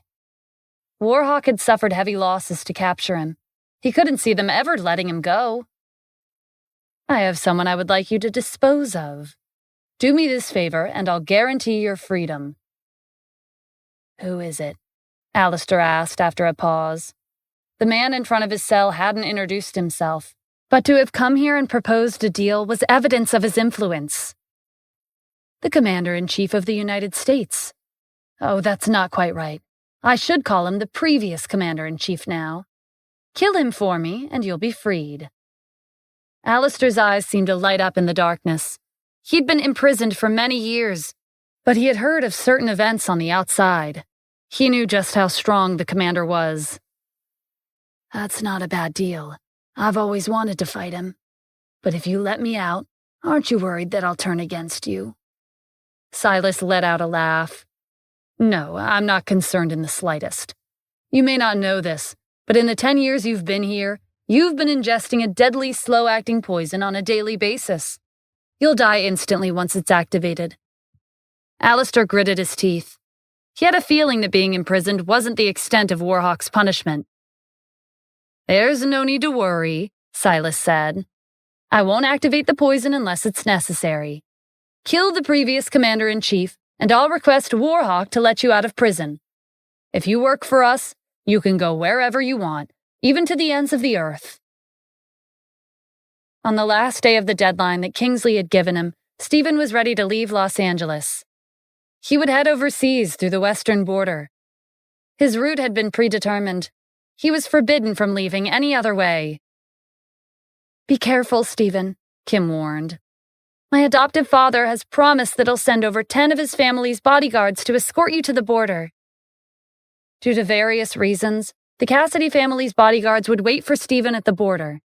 His safety wouldn't be an issue until he left the United States' territory. "Contact me when you get there. Me, Mom, and Valeria will head over once you're ready." As Stephen was getting ready to leave, "Okay, I won't keep you three waiting for long," Stephen promised. "I'll see you again soon." Kingsley was listening to their conversation in displeasure. "You still want to come back after leaving the country? You won't be able to return in this lifetime." He and Kylan's other students had rushed into the courtyard early in the morning to supervise Stephen. They wanted to see him leave with their own eyes. "If we can't come back, then we won't," Kim snapped. "We can live a happy life even if we're not here." She meant every word, but that didn't mean she would miss this place after she left. This was her home, after all. Camilla couldn't take this injustice. "You've gone too far. Mr. Adams was framed." A jeep pulled up to the courtyard. The door opened, and Eventide jumped down from the driver's seat. "Framed?" Kingsley pointed at Eventide. "I thought he looked familiar. I know who he is. Why else would a former enemy of the country be by Stephen's side? The answer is obvious. He's been colluding with the enemy for longer than we think." "Stop the nonsense. Mr. Adams is my boss, but—" Stephen cut Eventide off. "That's enough. There's no need to argue with them. Let's get going." Eventide helped Stephen into the jeep and drove off. Kylan's 4 students followed them closely. They arrived at the western border several hours later. The endless desert across the border awaited them. "This is the western border," Kingsley said. "This is as far as we'll send you. The moment you cross this border, you'll no longer be a citizen of the U.S. Eventide glanced at Stephen sympathetically. As the previous commander-in-chief, Stephen had saved the country on multiple occasions. Now he was being kicked out and was about to become a person with no status. Stephen was calm for someone who was about to leave his home. "I understand. Thank you for escorting me this far. When you get back, please tell your teacher to devote his efforts to protecting the people and the country. I let him take over the position, but I can also remove him if he disappoints the citizens." "What are you talking about?" Kingsley demanded. "Everyone says you're arrogant and conceited. I see the rumors are true. You were the one who lost to Commander Gale in a duel. You didn't give him the position." "A loser shouldn't be spouting nonsense," Arlett ridiculed. Raksha snorted. "If you have time to be talking big, then you should be thinking about your life after leaving the country. You may be disabled now, but when you were at your peak, you lost to Commander Gale," Constance said. "He deserves that position." None of them believed that Stephen could make a comeback. What they didn't know was that he'd been cultivating the technique every day. His progress was getting faster, and he'd recovered to the point where he could walk. But to prevent alerting the enemy, he had to pretend that he was confined to his wheelchair. Stephen would be much stronger after the technique reached the 9th level. No one had broken through the 9th level before, because they'd never experienced a loss in their progress and started from scratch. It was understandable because it wasn't an easy decision to make when it involved a risk of losing their martial arts for an uncertain future. If they failed to master the technique after giving up what they'd worked so hard to achieve, the losses would outweigh the gains. Stephen's meridians were destroyed by the poison after his duel with Kylan. When he mastered the technique, he could defeat him in an instant. Stephen couldn't care less about the mockery from his students. He ignored them and gave Eventide a smile. "It's time for us to leave." The 10 subordinates from the Cassidy family that Urim had sent to protect Stephen got in their cars and followed them. Kylan's students watched them cross the border and disappear into the desert before leaving. Not long after setting off, a helicopter sounded from above. It kicked up a storm of sand as it landed in front of the Jeep. Eventide slammed on the brakes. The car following behind also came to a stop. Stephen was surprised to see Terrence. It seemed like he'd survived. He was in a wheelchair, like him. He looked like he'd aged 10 years, even though it hadn't been that long since the incident at the Addams family's residence. "It's been a while, Stephen. Did you think this would happen when you made a mess of our family that day?" Terrence was smug when Stephen didn't refute. "What's wrong? Don't you have anything to say to me? As the head of the #1 family in the country, I have countless resources behind me. It's only a matter of time before my legs are healed and I can walk again. But what about you? No one will be willing to treat you. And as the previous commander-in-chief, you've made numerous enemies across the ocean. They'll be coming for you the moment you leave." Terrence noticed the bodyguards behind Stephen. "From your attire, I'm guessing you're the Cassidy family. Why would you guard this waste of space?" As the head of the Addams family, Terrence's voice was authoritative, and his words held weight. But the Cassidy family's bodyguards hesitated for only a moment before they remembered that they were carrying out Urim's orders. "I'm sorry, but we're here under the instructions of Mr. Urim," the leader of the bodyguards said. "Mr. Addams is also a member of the Cassidy family. You have no right to order us around." Terrence scoffed. "Are you getting defensive because I'm in a wheelchair? Then let me rephrase. If you keep escorting Stephen, I won't let your family go. Think about it carefully. Is it worth it to risk your boss's family for someone who has nothing to do with you?" His threat worked. The bodyguard's professional demeanor cracked. The Addams family had suffered a crushing defeat, but their prestige remained. "In addition," he continued, "if you agree to leave Stephen behind, I'll give you 10 million each. With this money, why would you need to work for Urim? It's enough to leave the Cassidy family and live comfortably for the rest of your lives." The bodyguards didn't even need to consider it.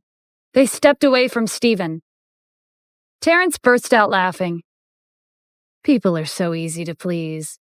Head to Annapolis and contact our finance department. I'll let them know you're coming." Stephen didn't blame the bodyguards for choosing the Addams family. Terrence's offer was enticing.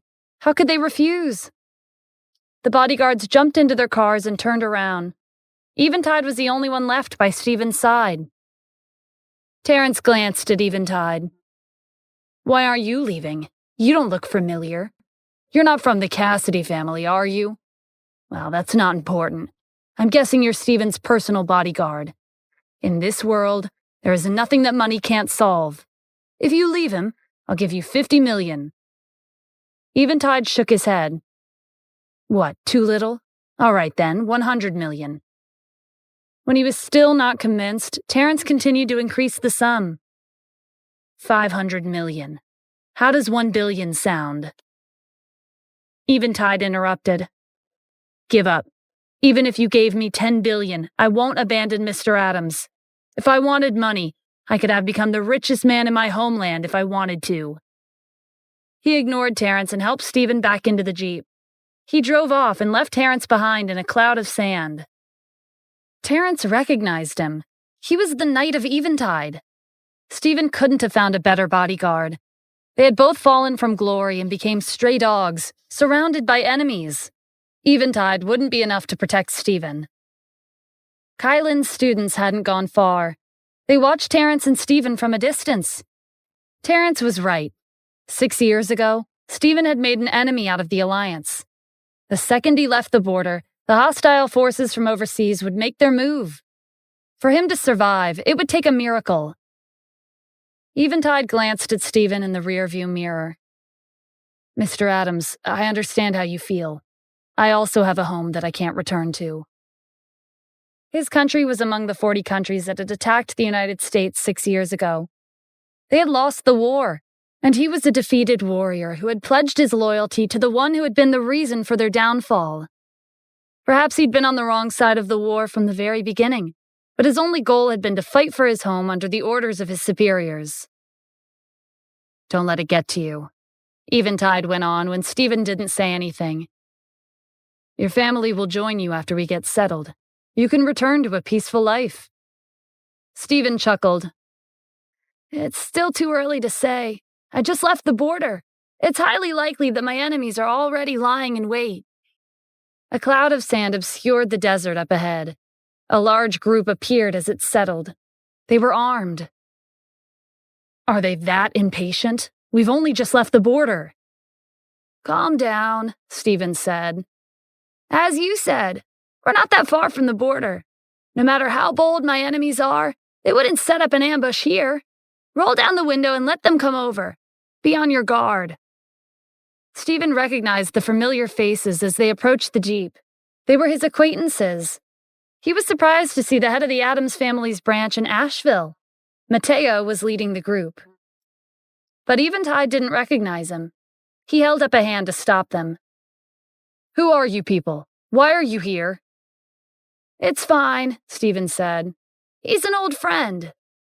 Eventide nodded and sat back. Mateo walked over and peered at Stephen through the window. "I brought 36 bodyguards from my family to escort you." Stephen was genuinely surprised that he'd come all this way just to escort him. Another person came forward. It was the leader of the Hawthorne Society's 8 deities, Kenneth. "I'm here with the 8 deities to escort you as well." He was only second to the leader of the Hawthorne Society, Atticus. The next person to speak was Yanis Larkin, the founder of Lumith Hotel. He'd submitted to Stephen ever since he found out that he was the commander-in-chief. Yanis was here with the Golden Triangle to escort him. Behind them, there were all faces whom Stephen didn't recognize. They each introduced themselves and expressed their intention to escort him. Even those who couldn't fight head-on with the overseas forces had come just for him. The following group that introduced themselves were stronger. They were from the army. When they heard about Stephen's expulsion from the country, they didn't hesitate to sever ties with the military for the sake of protecting the commander-in-chief. The next group surprised Stephen the most. They were subordinates from the Val, Lindsay, and LeBlanc families in Annapolis. Tien and Celeste had instructed the respective subordinates to escort Stephen. "Please tell Mr. Tien and Miss Celeste that I'm grateful to them," Stephen said. They shook their heads and told them that there was no need for that. Tien and Celeste had told them to come because the commander-in-chief was framed and forced to leave the country after sacrificing so much for the people. But even without their instruction, they still would have volunteered to escort him, because he was the reason for their country's peace. They would protect him with their lives. "Mr. Tien, Miss Celeste, we hope for your recovery and restoration of your status. We'll wait for the day you clear your name." "I'm not the commander-in-chief anymore," Mateo interjected. "To us, you're the only commander-in-chief our country will ever have." The crowd shouted their agreement. Eventide was moved by their cohesiveness. Back when he was on the battlefield, he hadn't been able to incite this much morale amongst his troops. Perhaps only Stephen was capable of this level of union. "Thank you," Stephen said. "However, I would like to remind all of you that if you follow me out of the country, you'll be swept up in danger. The United States won't be able to provide their support. You could lose your lives or be completely wiped out." He had too many enemies, and he couldn't predict the danger ahead of time. "Why are you so worried about us?" someone yelled from the crowd. "We came of our own accord. We're prepared to sacrifice ourselves for you." "We'll do our best to ensure your safety," another person shouted. "No matter how long it takes, we'll wait for you to recover." The crowd responded in unison. For a moment, Stephen was overwhelmed by emotion. "Thank you, all of you, for not abandoning me. I won't disappoint you." Terrence had chased away the Cassidy family's 10 bodyguards, but he'd gained over 1,000 guards in an instant. Before setting off, Stephen asked Eventide to unfurl the map. "There's a deserted town 20 miles away from the border. That will be our destination." Mateo carefully looked over the map. It's not that far, but there is one problem. Your enemies are far stronger than us. If we travel as one big group, we'll attract their attention. Why don't we split into 2 groups instead?" The crowd agreed. "There's no use," Stephen said. "From the moment I left the country, my enemies have locked on to my every move. They have the advantage here, and they'll always be one step ahead of us. We should stay together. That way our strength will be more concentrated. If the enemy attacks, we won't be too scattered." Matteo thought it over. "What you said makes sense. We'll continue as one group." At this time, Silas had just left the prison of fiends with his 10 subordinates. He stood on top of a sand dune and pointed to a small village not too far away. "See that? The previous commander-in-chief will have to pass through there to proceed." Alastor was cloaked in a black robe. "Understood," he said hoarsely. His figure blurred, and he disappeared from Silas's field of vision in a few leaps. "It looks like he's almost reached the Martial Grand Master realm," Silas's subordinate pointed out. "You're correct. Once he breaks through, we'll have a Martial Grand Master on our side. The island state's status in the world would rise, and it would become a top country. It would only be a matter of time before they annexed the United States." "Inject the poison into the rest of the prisoners and release them all," Silas instructed. "Have them follow Alastor and help him." "Is that necessary?" his subordinate asked. "I heard Stephen's been paralyzed." "That's where you're wrong. You don't know what he's capable of. Even if he's disabled, we can't make any mistakes. He poses a risk as long as he's still breathing. We have to make sure he dies without fail." His subordinates were convinced. They went back inside the prison and did as they were told. Soon, the heavy door to the prison was opened once more, and the prisoners filtered outside into the sunlight. They surged in the direction of the village. Stephen wasn't aware of the incoming danger as he headed towards the deserted town with his convoy. The desert was dry, and the road was difficult to travel, but they pressed on. They passed by a small village on the way. When visitors came to the desert, this village would often be the first step to pick up supplies. There was no guarantee they would come across another one after they left. Matteo checked the map. "We're 10 miles away from our destination." They were already halfway through their journey. They hadn't encountered anyone, and the weather had been surprisingly calm. It was hot, but that was expected from the desert. More importantly, they hadn't run into any sandstorms. Maybe Stephen's enemies wouldn't be coming after all. That was the best possible outcome. "All right, let's take a break at the village," Stephen said. "But be careful. I have a bad feeling. Something's not right." It wasn't strange for a village in the middle of nowhere to look desolate. The population was small, and outsiders rarely visited. But this village looked a little too barren. Stephen had been on the battlefield for a long time. He could vaguely sense that something had happened. These people had volunteered to escort him and were ready to sacrifice themselves. He didn't want to see any of them die. Not for him. He had to be on his guard. "We'll be careful, Mr. Adams," Matteo replied. Eventide passed through the entrance of the village. Just as he turned onto the street, he stepped on the brakes. Their group was startled as they caught up. "What's going on? Don't you know how to drive properly?" Matteo demanded. "What if Mr. Adams got hurt?" Eventide ignored him and pointed up ahead. Matteo turned and looked. It might have been better if he didn't. He felt nauseous at what he saw. Corpses littered the path through the village. There were men and women, young and old.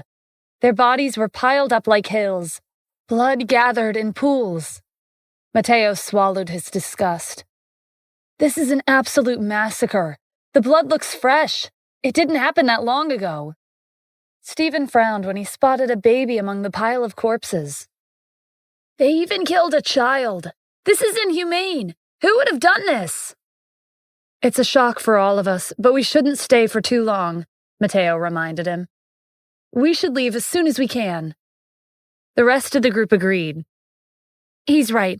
The culprit can't be too far away. Let's clean up the corpses and make a path for Mr. Adams." They each got out of the car and prepared to move the mountain of corpses to the side. A maniacal laughter rang out from the center of the village. "You want to leave? It won't be that easy." A man of large stature wearing a black robe appeared on the balcony of a building across from them. "I've been waiting a long time, Commander." There was considerable distance between them, but Stephen could sense his aura. The man was half a step away from reaching the martial Grand Master realm. If he hadn't been poisoned by Devil Hall, this man wouldn't have been a match for him. But in his current condition, he would be killed in seconds. "Who are you?" "It doesn't matter who I am. What's important is that the village will become your grave." "It seems like you're here for me. Did you kill all of those innocent residents?" "That's right. In my world, there are only those who deserve to live and those who deserve to die. There's no such thing as innocence. You made me wait for you, so you fall under the second category." The man waved his hand, and a large group in ragged prison uniforms rushed out. Their auras were similarly intense. Quite a number of them were partial Grand Masters. "They're prisoners from the prison of fiends," Stephen said, grasping their identity. "The man on the balcony is Alistair." Warhawk had built a prison 60 miles away from the western border of the United States as a provocation. No one owned the desert, so the U.S. couldn't do anything about the prison. As a precaution, Stephen had built a base 20 miles away from the border at a deserted town. Hellcrown Palace operated there. They would have been safe if they had made it to the town. Those who wanted Stephen dead would perish at their hands. Stephen's convoy had heard of the prison of fiends. Every prisoner was an S-class, internationally wanted criminal. They posed a great threat to society. They were wary to see so many of them gathered together. Eventide, Mateo, and the rest surrounded the jeep and faced the prisoners. Alistair looked down on them in disinterest. He didn't feel a need to make a move himself, because Stephen was in a wheelchair. To a martial artist on his level, Stephen, who had no combat ability to speak of, was a disappointing opponent. What he wanted was to fight the commander-in-chief at his full strength. "Kill them!" The prisoners received his order and swarmed towards Stephen and his group. Eventide, Mateo, and the others engaged in a chaotic battle. With Stephen's current cultivation progress, he was able to walk somewhat, but he wasn't as agile as he used to be, and he didn't have the strength to deal with the prisoners. The prisoners were strong, but that didn't mean Stephen's group was weak. They were able to fight head-on with them. But the prisoners were lunatics, and they didn't care about sacrificing one of their own to get ahead.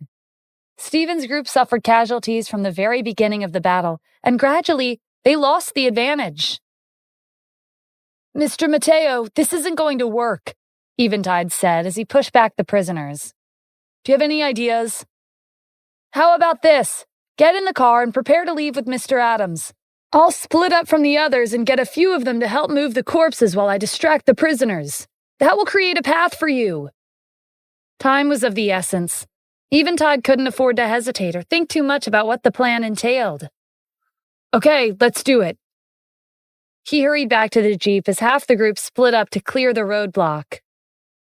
"We can't let the commander perish in this barren land," Mateo shouted. "Kill them all!" The subordinates of the Adams family's Asheville branch charged forward with Mateo in the lead. They clashed with the prisoners. Stephen was moved by their determination. "There's no reason for Mateo to help me, but he and his people are fending them off for me.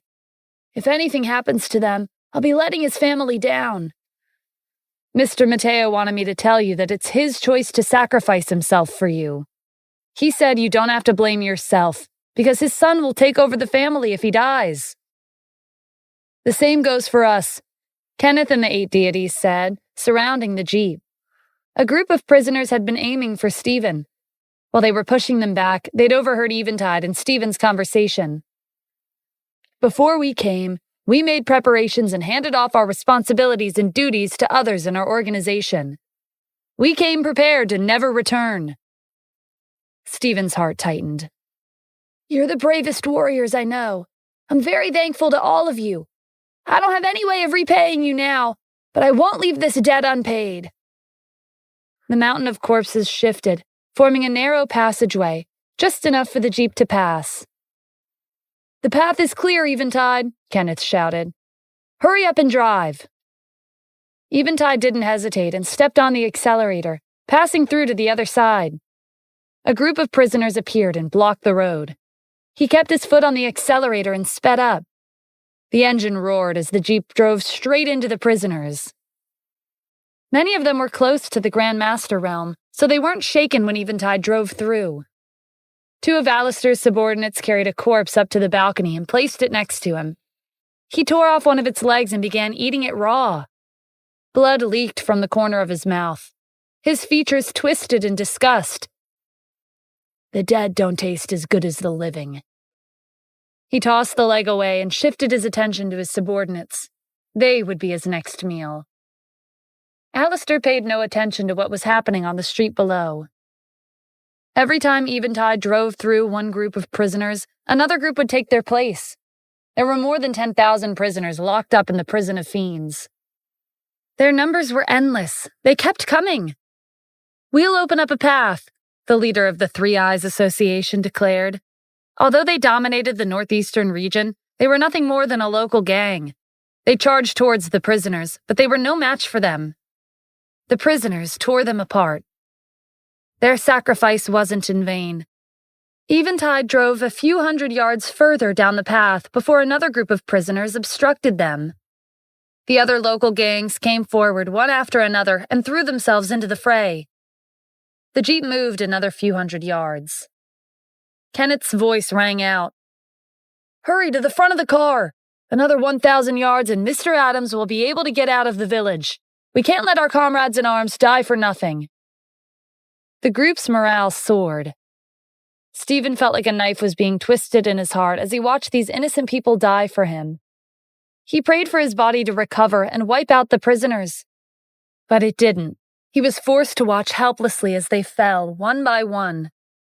The next group to rush forward was a squad from the military at the northern border. They were a tier stronger than the local gangs that had given up their lives, but the outcome was the same. Eventide swallowed his grief and indignation and drove further down the path. Thousands of prisoners and members of Stephen's convoy had been slaughtered. The numbers were dwindling on both sides. They were down to the last stretch. They would be out of the village a few hundred yards more. "It's our turn." 72 nameless families from the Central Plains charged the prisoners. They were killed in battle, paving the final bloody path for Stephen. Eventide stepped on the accelerator. Stephen had seen the 72 nameless families sacrifice themselves through the side view mirror. Among them were business owners, martial arts instructors, and retired Special Force soldiers. They didn't hesitate to give up their family businesses or careers and came here prepared to die for him. "I won't forget your sacrifices," Stephen murmured. "I'll come back and pay my respects one day." "Their deaths won't be in vain," Eventide said. "I'll make sure you get to town safely." The prisoners were brutal, but even they were beginning to feel a hint of fear when Stephen's group rushed at them with no regard for their own lives. Like the prisoners, Stephen's group consisted of quite a few partial grandmasters, like Matteo, Kenneth, and the rest of the 8 deities. The rest weren't weak by any means. The more they fought, the braver they became. They were injured, but they pressed on. Some of them had lost an eye, arm, or leg, but they dragged their damaged bodies and fought to the death with the prisoners. Their collective auras caught Alistair's attention. Alistair had been too busy eating to pay attention to Stephen and his group. When he sensed their surge in the aura, he glanced down and saw that the jeep was nearing the village's exit.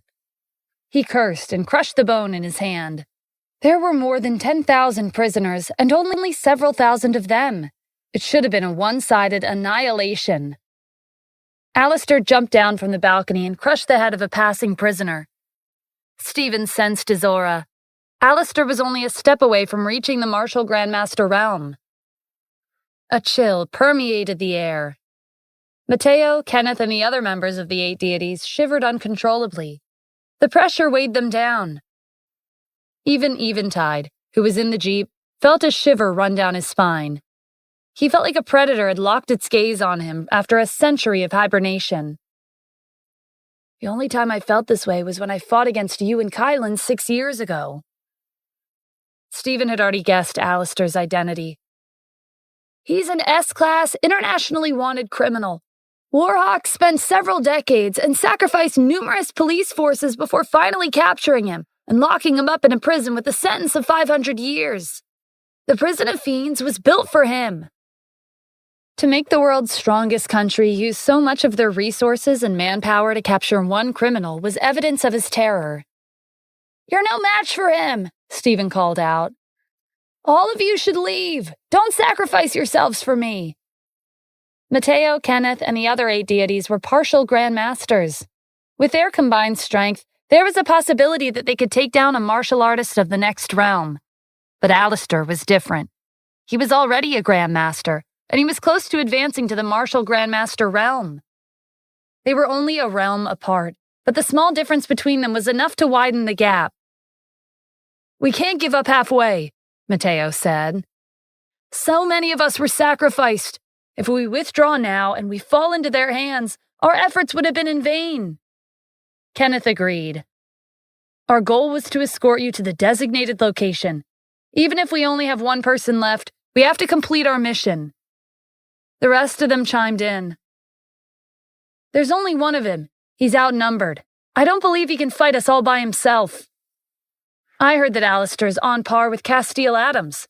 The only difference is their realms." Everyone started talking, but no one retreated. "I understand how you feel, but listen to me. He's not someone you can underestimate. Don't sacrifice yourselves fearlessly." Stephen had watched his escorts die one after another. He didn't think he could handle it if someone else died for him. "Commander Adams, the entire army is under your command. But just this once, please allow me to reject your orders," Mateo said. Everyone else expressed their agreement. Stephen felt helpless. There was nothing he could say or do to change their minds. Alistair came closer.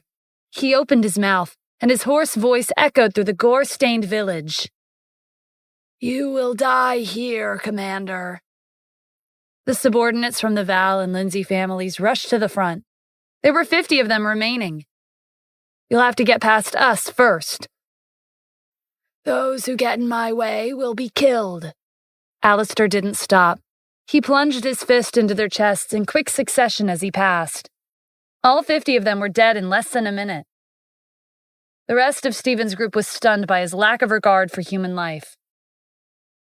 "I told you, you're no match for him," Stephen tried again. "Listen to me and leave. If you face him, you'll die for nothing." Mateo nodded thoughtfully. "The commander is right. We've underestimated Alistair. If we keep this up, none of us will be able to make it out alive. Eventide, drive, and leave with the commander. We'll deal with him." "All right, take care of yourselves," Eventide said. He sped up and drove out of the village. "You want to leave? It's not that easy." Alistair hurried to give chase. Mateo, Kenneth, and the others blocked his path. "You're not enough to stop me. Although, I suppose I could kill you all first before killing the person you swore to protect." Alistair rushed forward. Mateo's side was powerless to resist. He instructed them to keep their distance. He was at his wit's end. If they were to fight head-on, there would be even more casualties. Those who were skilled in stealth aimed and threw their weapons at Alistair. His body was like an iron wall. The weapons clattered to the ground harmlessly. Alistair took a step forward and made his move. 7 of the 8 deities died on the spot. Kenneth was the only one remaining, and he was gravely injured. Before succumbing to his wounds, he grabbed Alistair's leg in a final struggle and signaled for Mateo and the others to protect the commander-in-chief. Alistair tried to shake him off, but even in death, Kenneth's grip was like steel. He couldn't free himself. He cursed and bent down to tear the arms away. He casually tossed the body aside and resumed his chase. This time, it was Mateo who blocked him. There were only a few of them remaining. Alistair threw out his fist to get rid of him. The Adams family's branch in Asheville was a royal family. As their head, Mateo's martial arts were one of the highest among Stephen's convoy. It had even surpassed the 8 deities. He blocked Alistair's attack and managed to exchange a few more blows. "To take 5 moves from me, you're impressive," Alistair remarked. However, Mateo's age caught up with him. As the battle dragged on, he couldn't keep up. After being defeated, he held on to Alistair before he died. Like Kenneth, he wanted to buy time for Stephen to reach the town. Compared to Kenneth, Alistair needed more than a minute to get rid of Mateo's body. Eventide sped down the desert road. They were 1 mile away from their destination. Stephen kept glancing at the side view mirror, trying to catch a glimpse of the village even though they were already miles away. It had been 10 minutes since they'd left. He couldn't stop worrying about Mateo, the 8 deities, and the rest. A hoarse voice sounded from behind the jeep. "It's not that easy to get away from me." Eventide stiffened. "It's Alistair. He caught up." Stephen's heart sank. If Alistair was here, that meant Mateo and the others had been killed. Eventide slammed on the accelerator. The jeep shot down the road, almost swerving off course several times from the speed. His driving skills were remarkable. If it was anyone else, they would have gotten trapped in the sand. The navigation display indicated that they were closing in on their destination. 0.8 miles, 0.5 miles, 0.3 miles. The entrance to the deserted town came into view. It looked uninhabited, but Stephen had said that it was a safe place, so Eventide trusted him. A crash sounded directly above the jeep, followed by Alistair's hoarse voice. "I've never failed in killing my targets. Commander-in-Chief of the United States, you will die here today." Eventide reacted immediately. He put the car in reverse and drifted down the road at high speed, bypassing large rocks and shaking off Alistair from the top of the vehicle. At the same time, he threw open the door to the driver's seat and unleashed his aura. He leapt out of the car and lunged for Alistair. They were only 0.3 miles away. His martial arts would be enough to buy time for Stephen to reach the town. Just as the jeep drifted through the entrance and crashed into a wall, Alistair tore Eventide to shreds, dismembering his body. "Eventide!" Stephen shouted, his voice more distraught than he could ever remember. The flame in his core started to churn, circulating his blood at a rapid pace. He'd been trying to break through to the 9th level while everyone was fighting for him. He hadn't made it in time. "Did you think you would be safe here?" Alistair called out to him, sauntering past the entrance. Stephen took a deep breath and lifted a shaky hand to push the car door open. He shifted his legs over the back seat and placed one foot on the ground. He gripped the door for support as he stumbled outside. "You shouldn't have followed me here." Alistair's eyes glinted with undisguised bloodlust. "You were able to stand, as expected of the famed commander. You managed to recover to this degree, even after you were paralyzed from an injury. No matter. The chase ends here." Stephen didn't answer. He raised his fingers to his lips and whistled. A figure flashed in front of Alistair, too fast for him to react. The man didn't give him a chance to speak. He pulled out his gun, aimed, and fired. A red circle appeared at the center of Alistair's forehead.